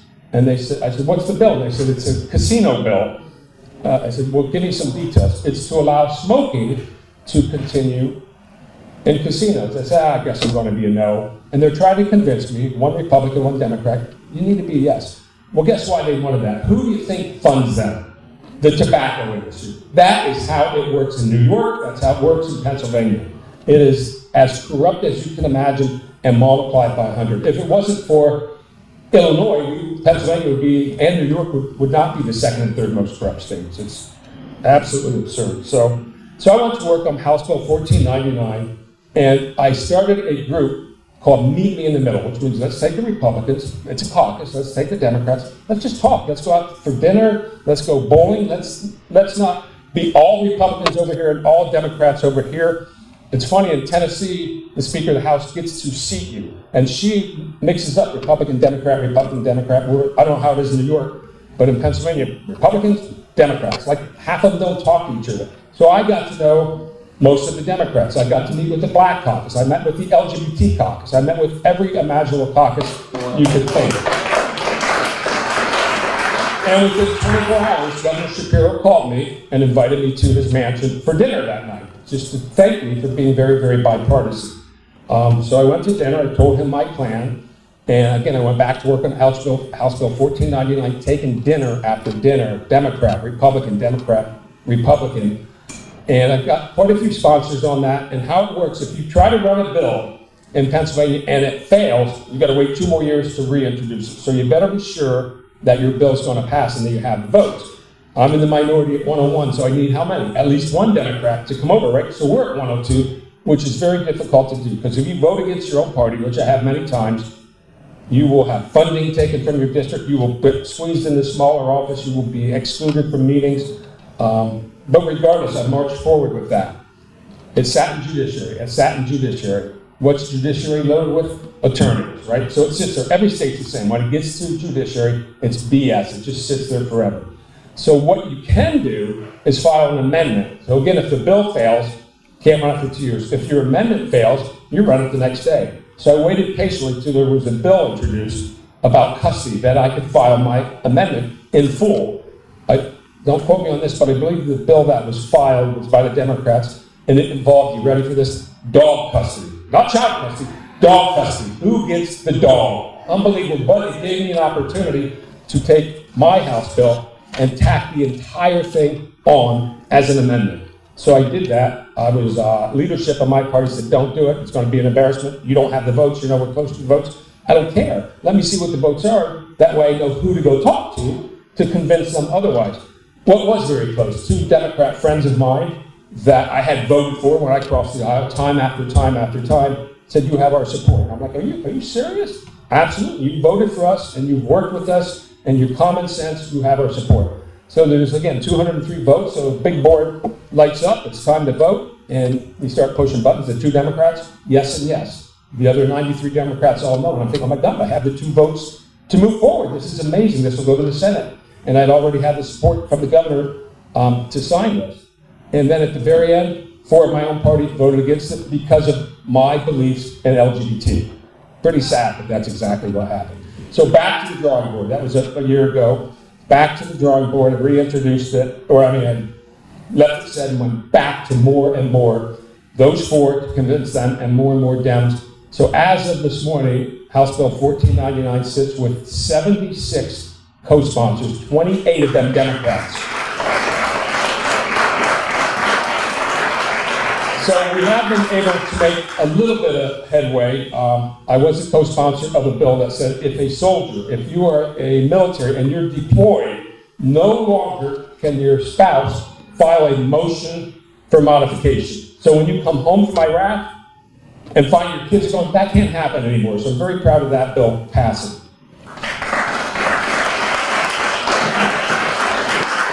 One bill that I have right now, I call it the status quo bill, and many of you have experienced this. The status quo means, okay, we get separated. In my case, the wife got the kids. She got everything, right, because she's staying at home. I'm the one that left, so I'm in a small apartment. And you go to court, which takes forever, continuance after continuance. And then the court says, well, the status quo right now is that the kids are safe, they're with your wife, so hold on for every other weekend until we get to jury trial, which is 2 years away. I'm changing that to say the first 18 years that I've been married should be the status quo. I was with those kids for 18 years.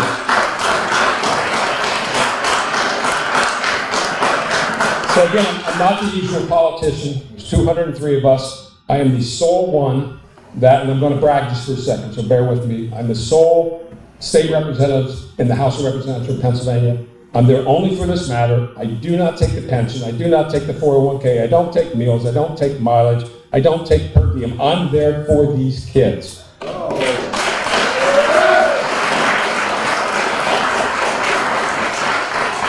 So I will say, I'll just add a couple things. We are making a difference. Now, even if the bill doesn't pass, we have made, you being here is an unbelievable difference maker.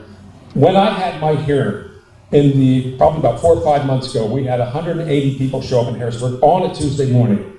The Bar Association the night before said, hey, we know you're just going to have a bunch of angry white Republican dads talking about this. I said, come. And I'd worked for 6 months to prepare for this hearing. So these were the testifiers that I had. Unbelievable group of testifiers. A state representative from the Black Caucus, a Democrat that testified in favor of the bill, who had been through this. He had to have supervised visits to change diapers on his 6-week-old kid. How pathetic. Same story, very, very similar story. The next testifier her name was mentioned earlier, Judge Micah Pence from Kentucky, Democrat judge, who didn't like the bill, but then it passed in 2017. She got elected as a judge. She came to the Capitol in Harrisburg and said, this is the best bill ever. These bills, this makes sense. Guess what? The Bar Association from Pennsylvania now won't talk to the Bar Association from Kentucky because it's all corruption. The third one was a former, again a Democrat, former Pennsylvania trial lawyers president. Right now, you would think he could get 50-50. He's a trial lawyer, and he's the president of the Trial Lawyers Association. He did not. He got every other weekend. He fought. So he then said to his 16-year-old daughter, honey, listen, when you graduate from high school in 2 years, you move in with me. Yep, love you, Daddy. Well, guess what? She didn't graduate from high school. She was killed 1 year later. So he came in, he was a testifier, broken down in tears. If you haven't seen the hearing, you have to get online and watch it. And he had it calculated down to the minute of what he lost in shared parenting time by not having 50-50. We have some other great testifiers there, just like we've had great testifiers today. So we are very close in Pennsylvania. It is the judges, it is the lawyers that are there, and it's the Judiciary Committee. So my next move there is to try to get it out of Judiciary to get it where it should be. It should not be in Judiciary. It should be in children and youth is where it should be. So that's where we're going to try to get it. But one of the good things, as I said, the advocacy has made a difference. One of my co-sponsors of my bill, about 6 months ago, left the House of Representatives and he became a family court judge in a county in Pennsylvania. So after about 2 months, I get a text that said, Jamie, dad's 9, mom's 0. So 9 dads have now gotten 50-50. And I said to the judge, that sounds great, but that's what it should be. It's not really 9-0, it's 0-0 or 9-9 or whatever you want to call it. The dads are equal. You're not giving full custody to dads, you're giving 50-50. And that's what we're all begging for. It's common sense. So I was thrilled to do that. And if you don't think the courts are corrupt enough, my last time I was supposed to go to court, the night before, my retina tore. So I had emergency surgery the next morning at UPMC hospital. So I called my chief of staff and said, listen, I'm supposed to be in court today. I'm going into surgery, call the court and let them know I need a continuance. What do you think happened to that continuance?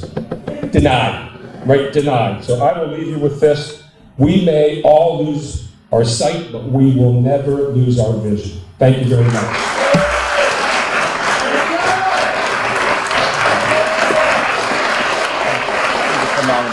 Phenomenal. Can I get people to do this? Can I get people to do this? All right, everyone, pretty please, everyone has one of these on your seat, okay? There's a QR code. Pretty please get your phones out now, please. Do the QR code. We have a petition going for HB 1499. Use that QR code. You go to our informational page. At the bottom of that is the link to the petition.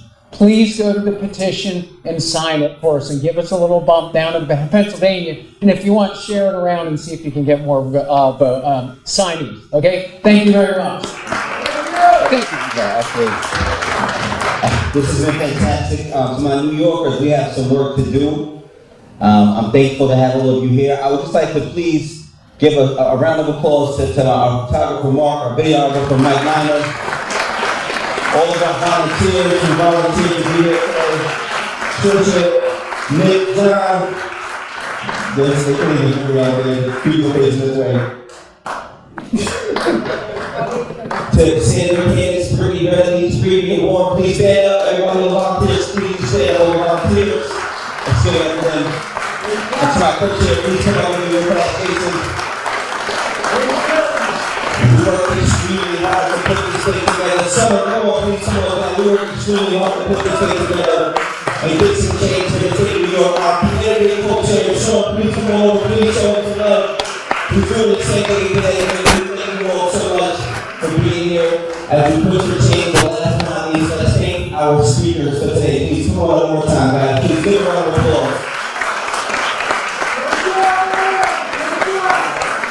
As we prepare to make our way out, please don't say, you can speak to the guests that are willing to say, some of them have some tight schedules, they have to go back to their respective places or places to do more work. There you go. That's everybody smile, please. But I would like everybody to know that once this is over, this is the beginning. Thank you all so much. Please, I'm going to post all the information on my social media page for everybody who's following me. If you're not following me, we're going to post all of these pictures on who sponsored this event today, the National Parents Organization. Let's give it up to them one more time, please.